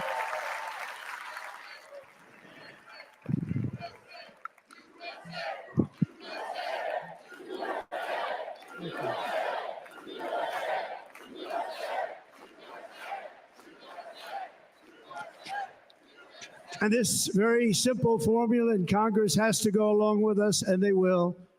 This very simple formula will create massive numbers of jobs. We will take over the auto industry again, and many, many hundreds of thousands of jobs. We lost so many jobs over the years. If you go back 20, 25 years, they've stolen going to China and Mexico. Not lost. About 68% of our auto industry manufacturing. I don't have jobs. to check his We're gonna claims get them all because I back. don't We're gonna take get them most of all what he back, says every one of seriously them. anyway. At the center of Don't our think that I'm plan following for everything that economic comes out of his relief mouth. I are know that he massive lies all tax the time. cuts for workers that include something else that's turned out to be very popular, actually. He Here did. it's very popular. But I don't. This building, all those hotels. I don't. that saw that I are never so nice, hated I'm him. I staying in a don't. nice one. It's called no tax on tips. It's not No bothering tax me as much as it did the first time. Wow, that's a big one. That's a big one there. That is a big one.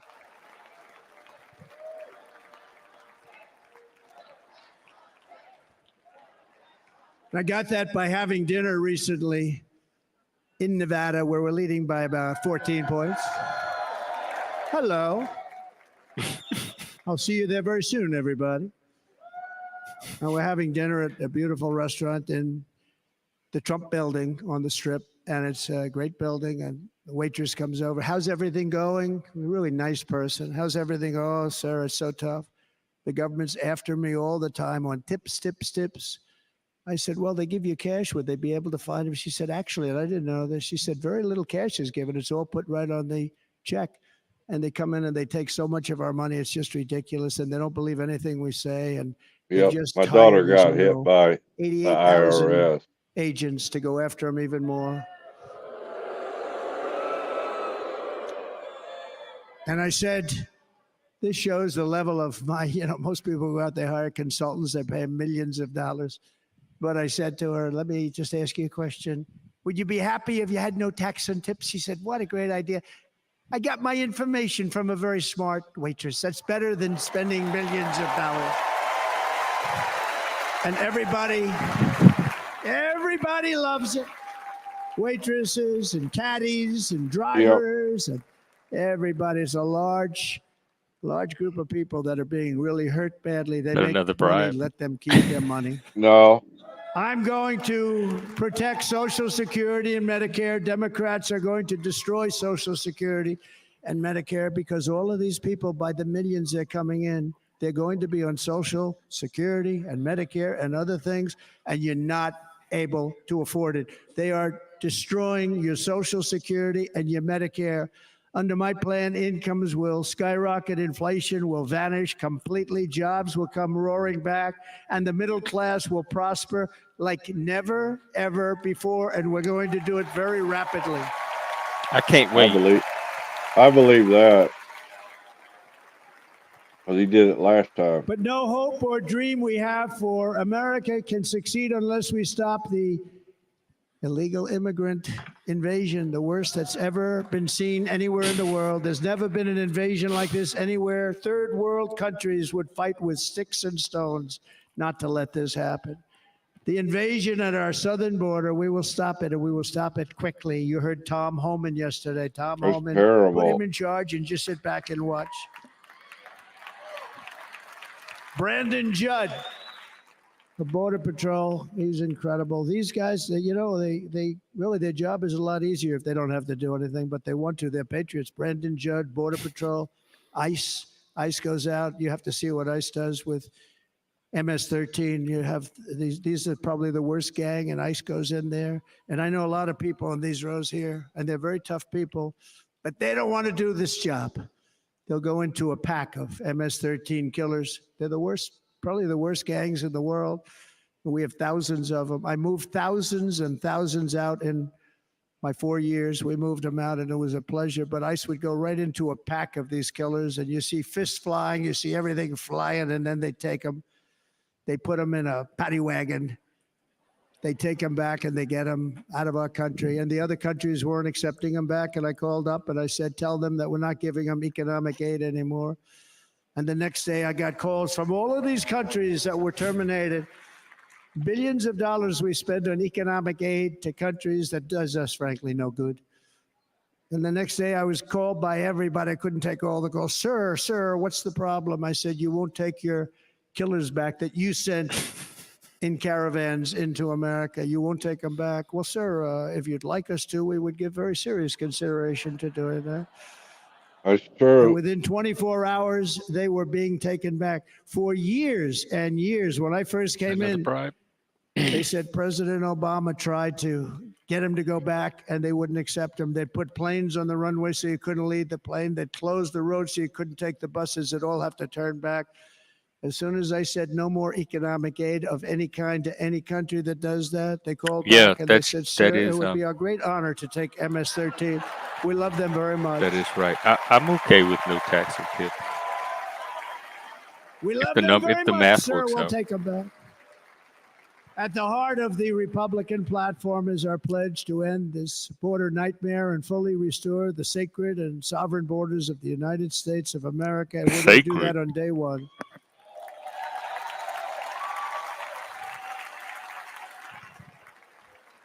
That means two things on day one, right?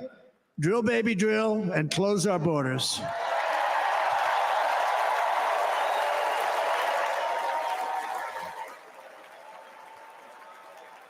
And by the way, and I think everybody as a Republican, as a patriot in this room, and most Democrats, we want people to come into our country, but they have to come into our country legally. Yeah, that's what I always thought. Not a thing wrong with that. But you'll need to tell the employers this too. 4 years years ago, I handed this administration the strongest border in American history.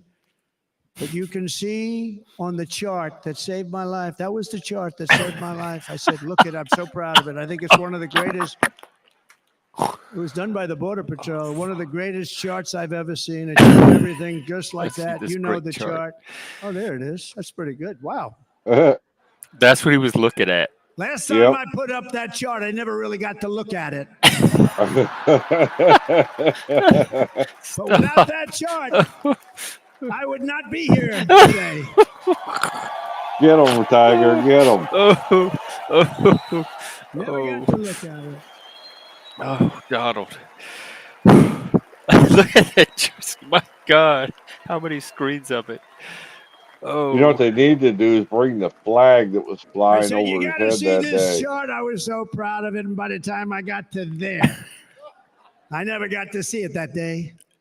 But I'm seeing it now, and I was very proud. And if you look at the arrow on the bottom, that's the lowest level, the one on the bottom, the heavy red arrow. That's the lowest level of illegal immigrants ever to come into our country in recorded history, right there. Right there. And that was my last week in office. And then you see what happened after I left. Look at the rest. And if you go out a little bit. Also, wasn't everything locked down then too? Nobody was really going anywhere. Right? but you can go much higher with those numbers. Look what happened right after that. The invasion began. We had the opposite. We stopped the invasion, but the invasion that we stopped was peanuts by comparison to what happened after I left. Look at what happened after I left. They took over our country. We ended all catch and release. We shut down asylum fraud. We stopped human trafficking and forged historic agreements to keep illegal aliens on foreign soil. We want them to stay on their soil. Under the Trump administration, if you came in illegally, you were apprehended immediately and you were deported. You went right back. The current administration terminated every single one of those great Trump policies that I put in place to seal the border. I wanted to seal the border. Again, come in, but come in legally. You know how unfair it is? So many people, hundreds of thousands of people, have been working for years to come into our country. And now they see these people pour into our country at levels that are unprecedented. It's so unfair. And we're not going to do it. We're not going to stand for it. They suspended wall construction, ended remain in Mexico. We had a policy, remain in Mexico. You think that was easy to get from the Mexican government? But I said, you must give it to us. If you don't give it to us, there will be repercussions. And they gave it to us. Not easy. Threat. Canceled our Safe Third agreements. Demolished Title 42, implemented nationwide catch and release. That's catch and release where we catch them. Yeah, I heard and that release too, them into Daniel. our country. I'm catching it too. I still think the DEI stuff is worse. There's a slight difference. But I definitely heard a few things. This is the previous administration. 93 executive actions to throw open our border to the world. The entire world is pouring into our country because of this very foolish administration. The greatest invasion in history is taking place right here in our country. They are coming in from every corner of the earth, not just from South America, but from Africa, Asia, the Middle East. They're coming from everywhere. They're coming at levels that we've never seen before. It is an invasion. Well, don't make America too great. And this administration does absolutely nothing to stop They're doing them. all that for Biden's America. They're coming from prisons. They're coming from jails. They're coming from mental institutions and insane asylums. The press is always on me because I say this. Has anyone seen Silence of the Lambs? The late, great Hannibal Lecter. The late, great. I'd love to have you for dinner. Hannibal. That's insane asylums. They're emptying out their insane asylums. And they're letting Hannibal Lecter numbers that we've out never into the seen before. streets. Bad things are going to happen. Meanwhile, our crime rate is going up while crime statistics all over the world are You need to come talk to me one day. because they're taking their criminals and they're putting them into our country. A certain country, and I happen to like the president of that country very much, but he's been getting great publicity because he's a wonderful shepherd of the country. He says how well the country's doing because their crime rate is down. And he said he's training all of these rough people. They're rough. He's training them. And I've been reading about this for 2 years. I think, oh, that's wonderful. Let's take a look at it. But then I realized he's not training them. He's sending all of his criminals, his drug dealers, his people that are in jails. He's sending them all to the United States. And he's different in that he doesn't say that. He's trying to convince everybody what a wonderful job he does in running the country. Well, he doesn't do a wonderful job. And by the way, if I ran one of the countries, many countries from all over, I would be worse than any of them. I would have had the place totally emptied out already.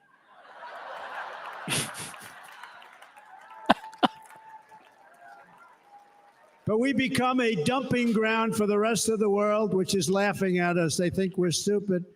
They can't even do their prisons properly. They're getting away with what they're getting away with, but they're not going to be getting away with it for long. That's what I can tell you.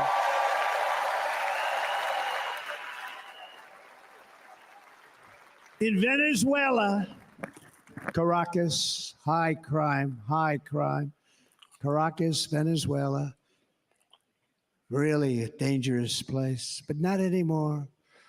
Because in Venezuela, crime is down 72%. In fact, if they would ever win this election, I hate to even say that, we will have our next Republican convention in Venezuela because it will be safe. Our cities will be so unsafe, we won't be able We will not be able to have it there. In El Salvador, murders are down by 70%. Why are they down? Now, he would have you convinced that because he's trained murderers to be wonderful people. No. They're down because they're sending their murderers to the United States of America. This is going to be very bad. And bad things He are gonna did. happen, I and don't you're know if seeing it it's happen all racial, the time. Daniel, That's because he why, did to mention keep they our come from families all over the safe, world. Republican platform And he mentioned promises how to launch the largest America's deportation for anybody, operation in the whatever history of our race, country. whatever religion, et cetera, et cetera. Even larger So I'm than not that getting of President much of a Dwight D. racial subtext. I think Eisenhower it's more about the illegality. from many years Because he ago. even You know, said he they was a can moderate, come, but they he just believed have to very do it strongly legally. in borders. He had the I largest know, huh? This deportation operation this is we've ever getting had. very surreal. Just recently, I spoke to the grieving mother of Because we can't have Jocelyn them in America. Nungary, a America's going to wonderful be so woman. great. We're not going to be able to have the A conventions in the precious cities, 12-year-old and we girl have to from take them to Houston another who country. last month was tied up, assaulted, and strangled to death after walking to the convenience store just a block away from her house. Her body was dumped near the side of the road in a shallow creek, found by Biden some might want to stick onlookers in who just a couldn't little believe what they longer had after this witnessed. speech. Charged with Jocelyn's heinous murder are two illegal aliens from Venezuela who came I thought across that's our where we were border, were having in our custody, and were then convention. released into the country by this horrible, horrible administration that we have right now. I also met recently with the heartbroken mother and sister of Rachel Morin. Rachel was a 37-year-old mom of 5 beautiful children who was brutally raped and murdered while out on a run. She wanted to keep herself in good shape. It was very important to her. She was murdered. The monster responsible first killed another woman in El Salvador before he was led into America by the White House. This White House let them in. He then attacked a 9-year-old girl and her mother in a home invasion in Los Angeles before murdering Rachel in Maryland. Traveled all throughout the country, doing tremendous damage. Rachel's mother will never be the same. I spent time with her. She will never be the same. I've also met with the wonderful family of Laken Riley, the brilliant 22-year-old nursing student. She was so proud of being first in her class, who was out for a jog on the campus of the University of Georgia when she was assaulted, beaten, and horrifically killed. Yet another American life was stolen by a criminal alien set free by this administration. And these were incredible people we're talking about. These were incredible people who died. Tonight, America, this is my vow. I will not let these killers and criminals into our country.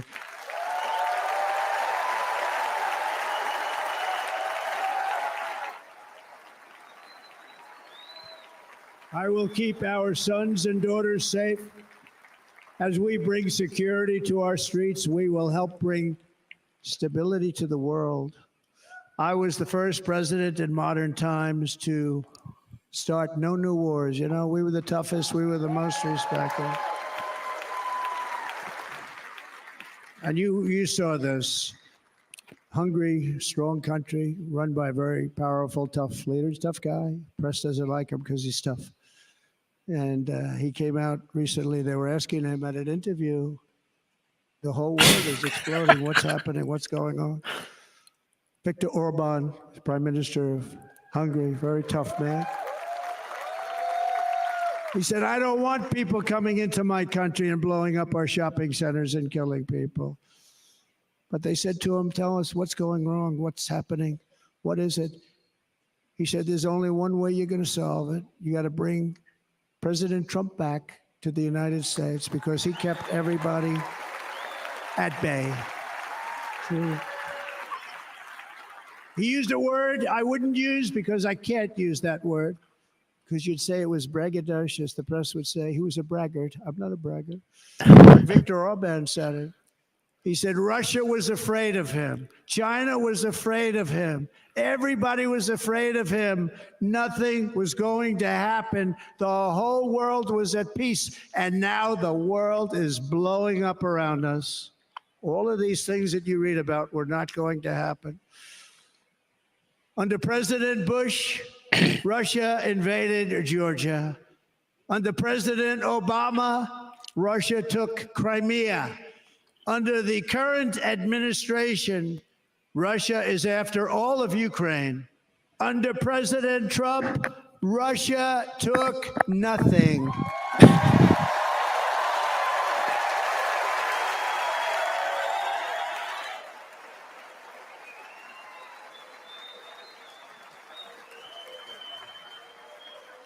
We defeated 100% of ISIS in Syria Trump and is Iraq. back. Something that was said to take 5 years, sir. It'll take 5 years, sir. We did it in a matter of a couple of months. We have a great military. Our military is not woke. It's just some of the fools on top that are woke. That's what I needed to hear, Donald. I got along very well. North Korea, Kim Jong-un, I got along very well with him. The press hated when I said that. How could you get along with him? Well, yeah, I'm a little suspicious there. It's nice to get along with somebody who has a lot of nuclear weapons or otherwise, isn't it? See, in the old days, they say that's a wonderful thing. Now they say, how could you possibly do that? But no, I got along with them, and we stopped the missile launches from North Korea. Now North Korea is acting up again, but when we get back, I get along with him. He'd like to see me back, too. I think he misses me, if you want to know the truth. Our opponents inherited a world at peace and turned it into a planet of war. We're in a planet of war. Look at that attack on Israel. Look at what's happening with Ukraine. The cities are just bombed out. How can people live like that where buildings, massive buildings, are falling to the ground?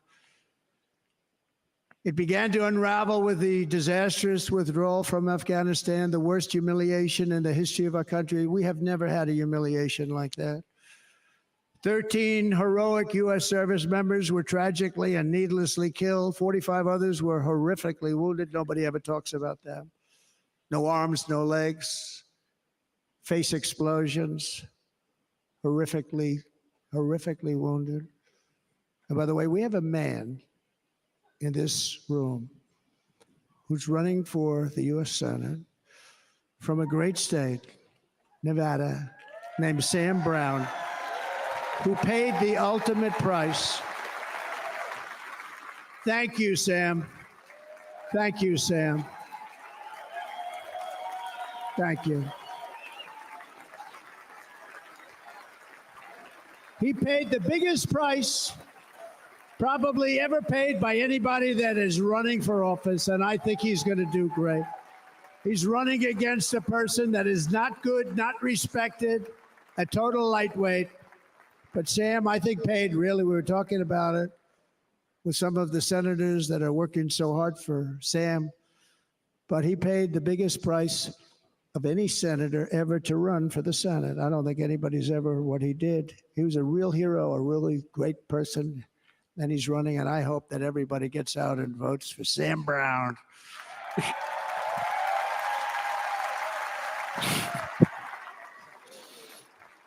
And we also left behind $85 billion worth of military equipment, along with many American citizens were left behind. Many American citizens, emboldened by that disaster. Russia invaded Ukraine. They saw this group of people that were incompetent. We took the soldiers out first. No, we're going to take the soldiers out second. If they would have followed my plan, we had a great plan. But the plan only kicked in if they did everything perfectly. And they weren't doing things perfectly. So we said it doesn't kick in. 18 months in Afghanistan, we didn't have one. So they were killing them left and right, snipers. And I spoke to the head of the Taliban. You've heard this story. Abdul, still there, still the head of the Taliban. The press got on me. Why would you speak to him? I said, because that's where the killing is. I don't have to speak to somebody that has nothing to do with it. And I told him, don't ever do that. Don't ever do that again. Don't ever do that again. You got to stop. Because during the Obama administration, many great people and soldiers, a lot of soldiers were being killed from long distance. I said, if you keep doing that, you're going to be hit harder than anybody's ever been hit by a country before.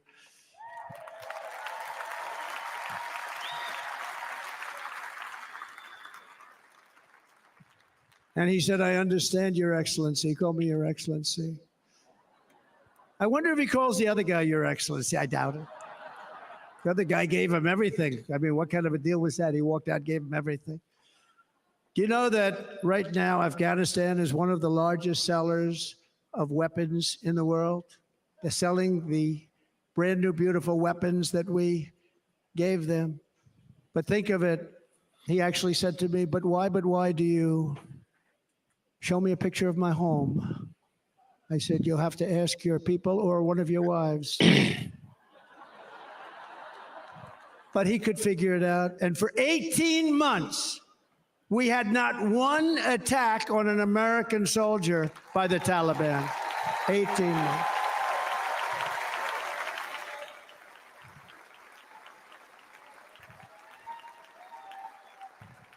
And then we had that horrible day where soldiers were killed. I was not there because of a ridiculous election.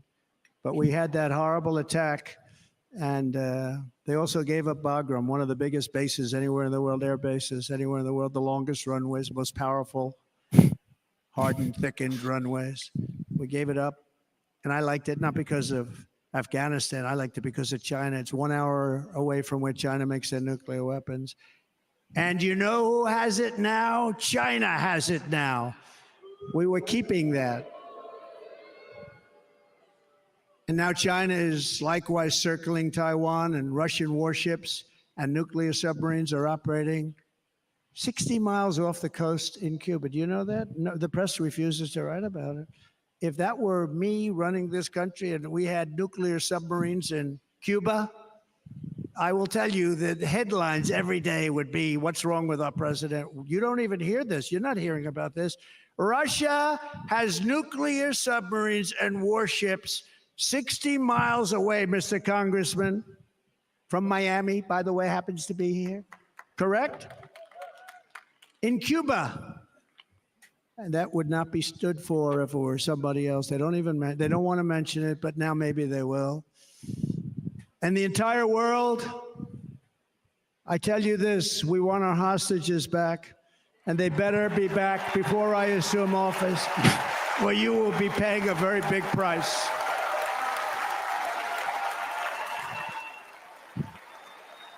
Oh, yeah, take care, Philip. I'm kind of getting tired myself.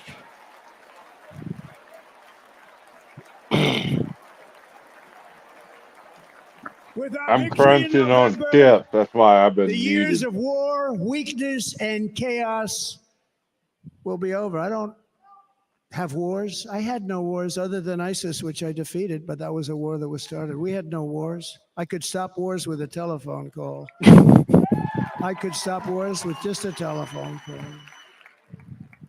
If properly stated, it would never start.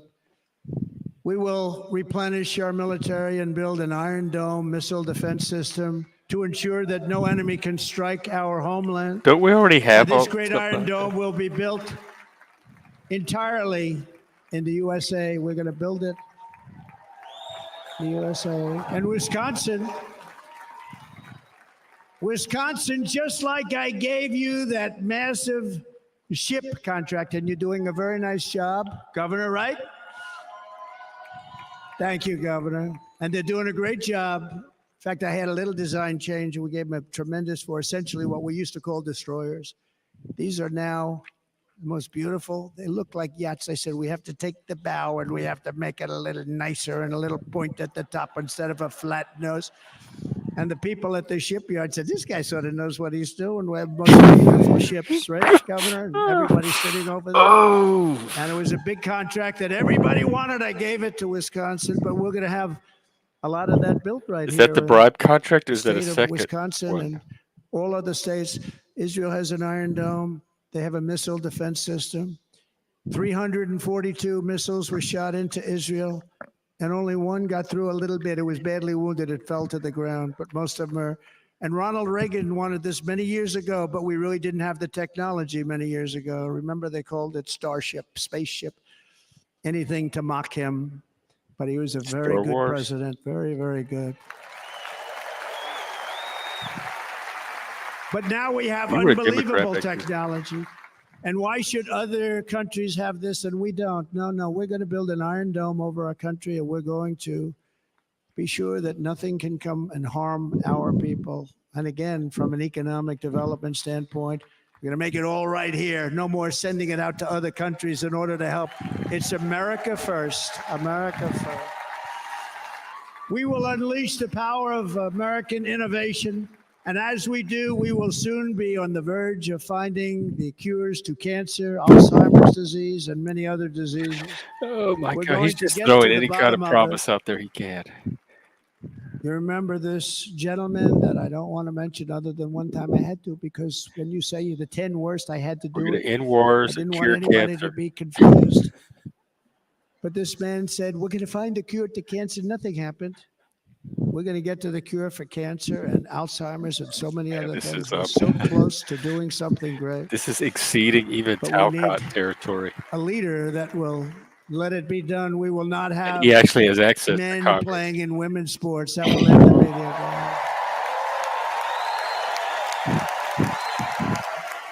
Man, they got one of the biggest cheers of the night. The gender stuff. And we will restore and renovate our nation's once great cities, making them safe, clean, and beautiful again. And that includes our nation's capital, which is a horrible killing field. So many things. They leave from Wisconsin, they go to look at the Washington Monument, they end up getting stabbed, killed, and shot. We will be very soon very proud of our capital. He's not lying. In Washington, D.C.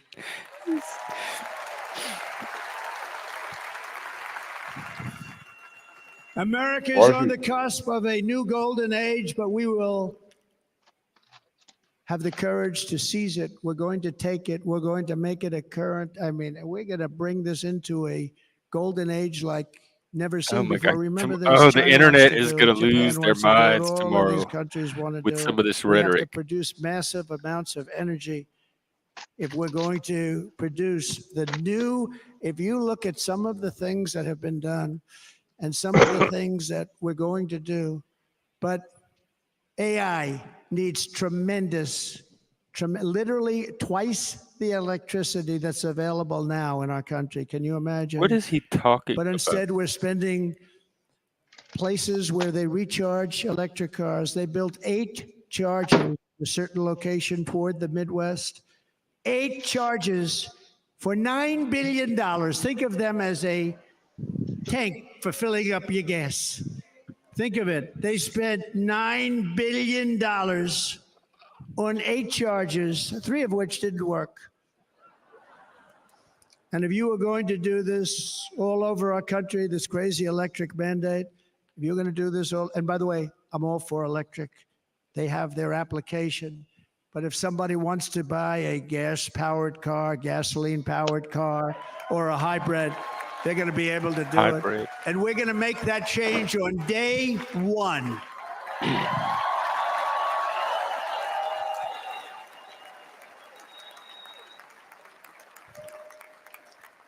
So to conclude, just a few short days ago, my journey with you nearly ended. We know that.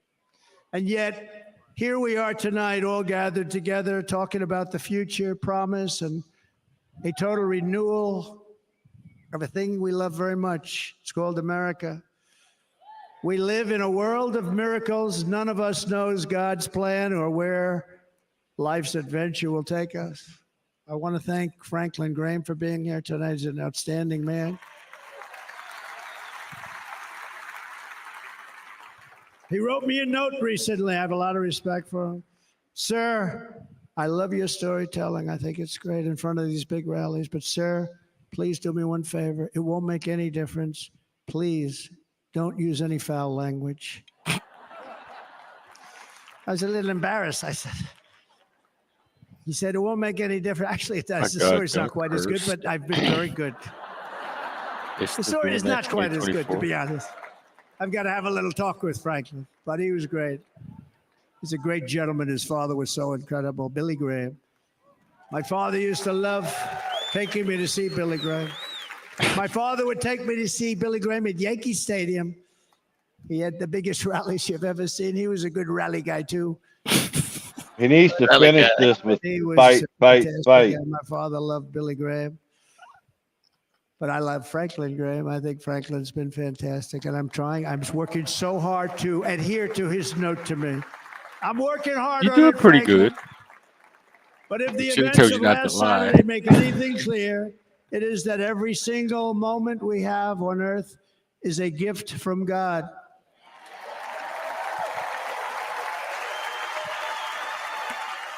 We have to make the most of every day for the people and for the country that we love.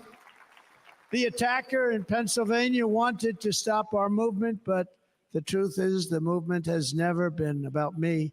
It has always been about you. It's your movement. It's the biggest movement in the history of our country by far. Can't be stopped. You haven't won the election yet. It can't be stopped. You don't know how big it has always been about the hardworking, patriotic citizens of America. For too long, our nation has settled for too little. We settled for too little.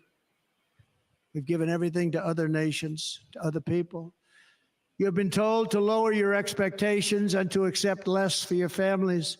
I am here tonight with the opposite message. Your expectations are not big enough. Not big enough. It is time to start expecting and demanding the best leadership in the world, leadership that is bold, dynamic, relentless, and fearless. We can do that. We are Americans. Ambition is our heritage. Greatness is our birthright. But as long as our energies are spent fighting each other, our destiny will remain out of reach. And that's not acceptable. We must instead take that energy and use it to realize our country's true potential and write our own thrilling chapter of the American story. We can do it together. We will unite. We are going to come together, and success will bring us together.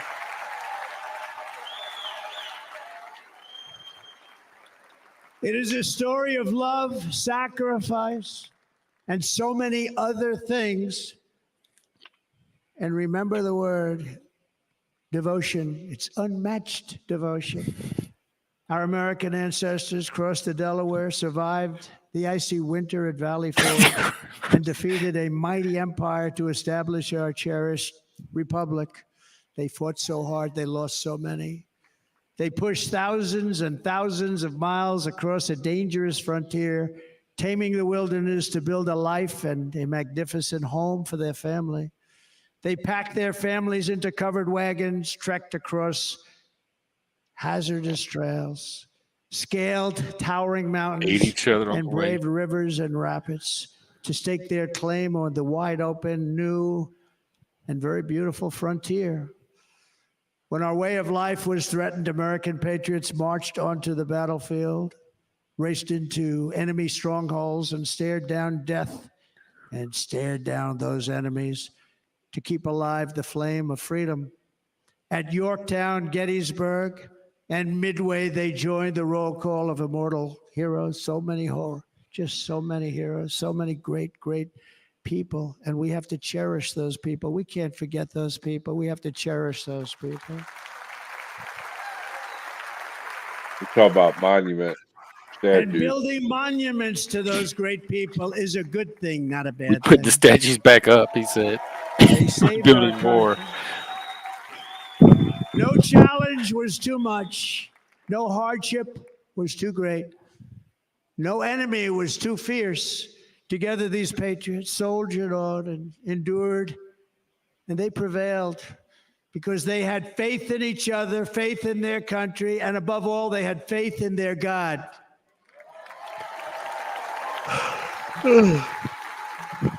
Just like our ancestors, we must now come together, rise above past differences.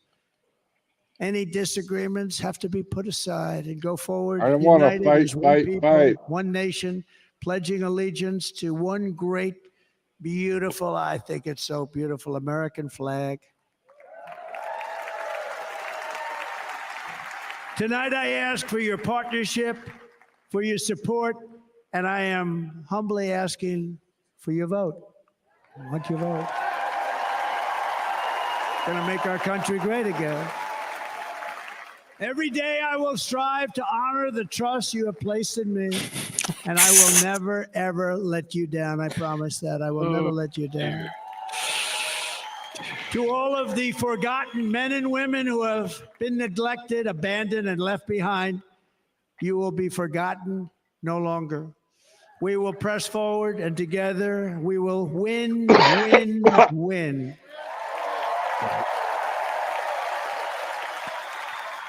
Come on. Get that arm worked up.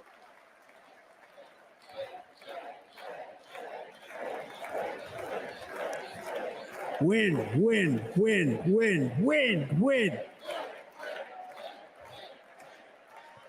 Nothing will sway us, nothing will slow us, and no one will ever stop us.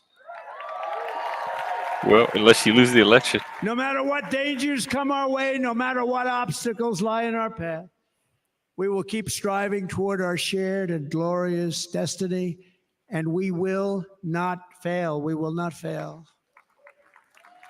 Yeah, we're too strong. Together we will save this country, we will restore the republic, and we will usher in the rich and wonderful tomorrows that our people so truly deserve.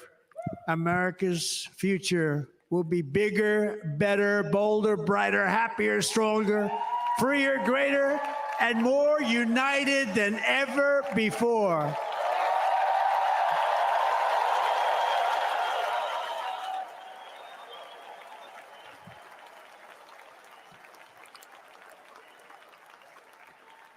And quite simply put, we will very quickly make America great again. Thank you very much. Thank you very much, Wisconsin. God bless you. God bless you, Wisconsin, and God bless the United States of America, our great country. Thank you very much, everybody. Thank you. Yeah. Wasn't as good as the other ones, but it was I guess we're interesting speech. good Lord, this is a long one too.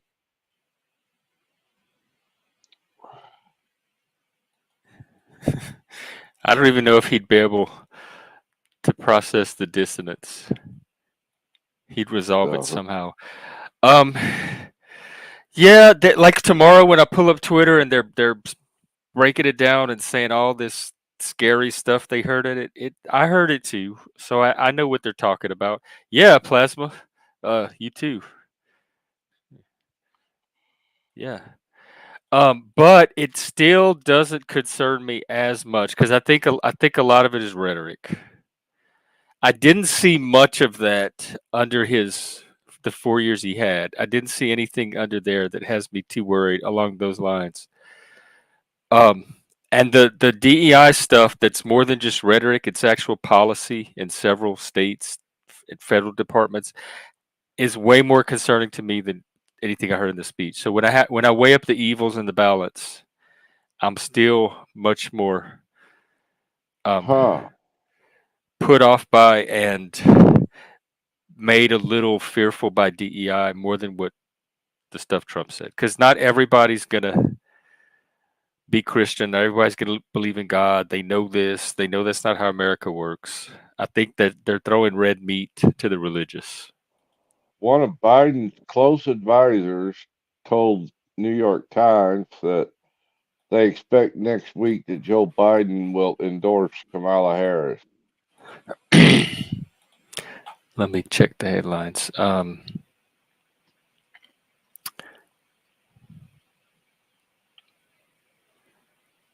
May possibly. Well, yeah. I mean, we're just reading tea leaves, and honestly, I could care less what the Democrats' teacups are doing right now. Yeah, they done DEI'd themselves into a corner. All this wokeness and stuff. I knew it 4 years ago when I started to get a little whiff of it. When did you actually know? When you say a whiff, George Floyd, when everybody was breaking lockdown to go protest, and suddenly that was fine. When they were fussing at everybody else that tried to do it before that. And when that white fragility book came out, and everybody was all of a sudden racist, like everybody was paranoid that they were racist and all their friends were racist, which I thought was absolutely ridiculous. When the what came out? Robin DiAngelo, White Fragility, and all the white women were reading it, and it was making them believe that they were racist. And all of a sudden, everywhere you went, even official like trainings and workshops and classes that they were holding online during COVID was all about how racist everybody was.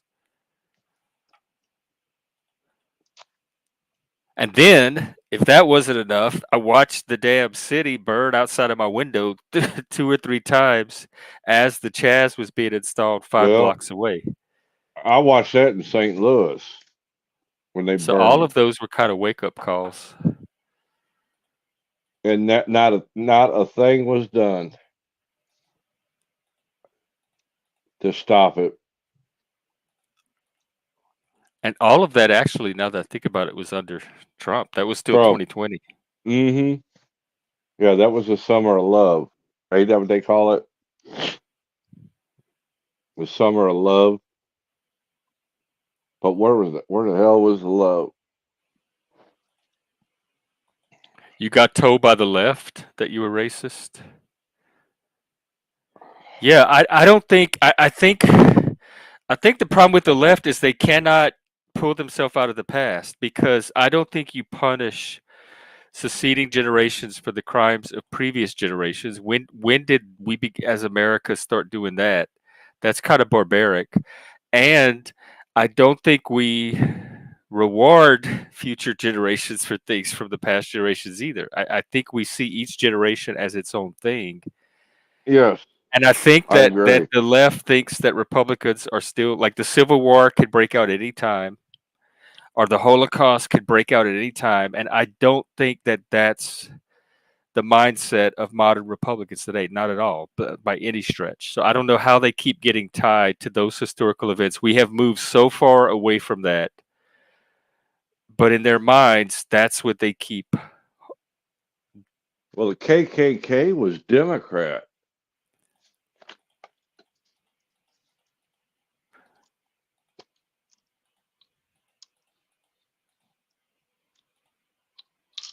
Yeah, racism is that's their card. That they, like, that's how they get power, like finding the racism.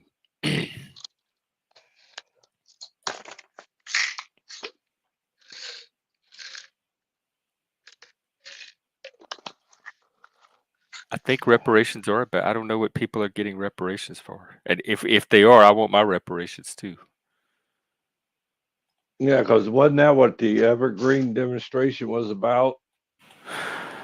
No, that wasn't reparations. That was some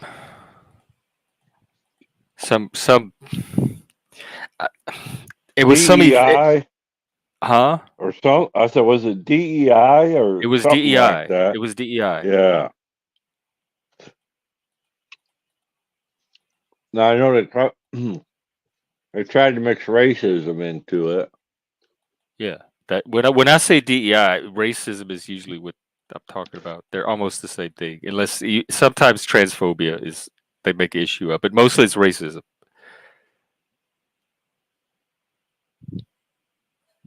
It's this idea that that most of America secretly hates black people. Basically, is what it is, or brown people, or BIPOCs.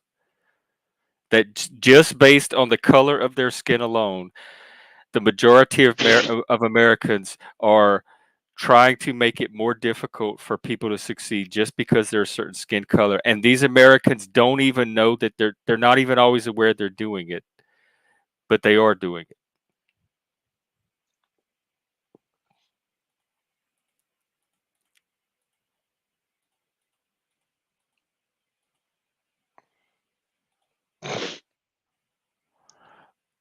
All right. Well, I think that's it for me tonight. I'm about to fade out. I wore myself out earlier. I didn't realize it was going to take 3 hours to hear one speech. All right, Jeff. You have a good one. You too, Chuck. All right. Yeah. That was a lot. I don't have anything to say after that. I'm gonna go sleep on it, process it. But yeah, I heard it. I heard all the religious stuff. I heard all the authoritarian stuff. I heard all the we're not gonna let that happen again election stuff. I caught all of that. So we'll see. My vote's not cast yet. But still, the DEI stuff is more of a priority for me. All right. I'll be around tomorrow. Take care, everybody. Thanks for hanging out, watching, and hopefully see you again. Take care. Fists. Fight. Win. Fight and win. Vote. It really comes down to vote. All right. Bye.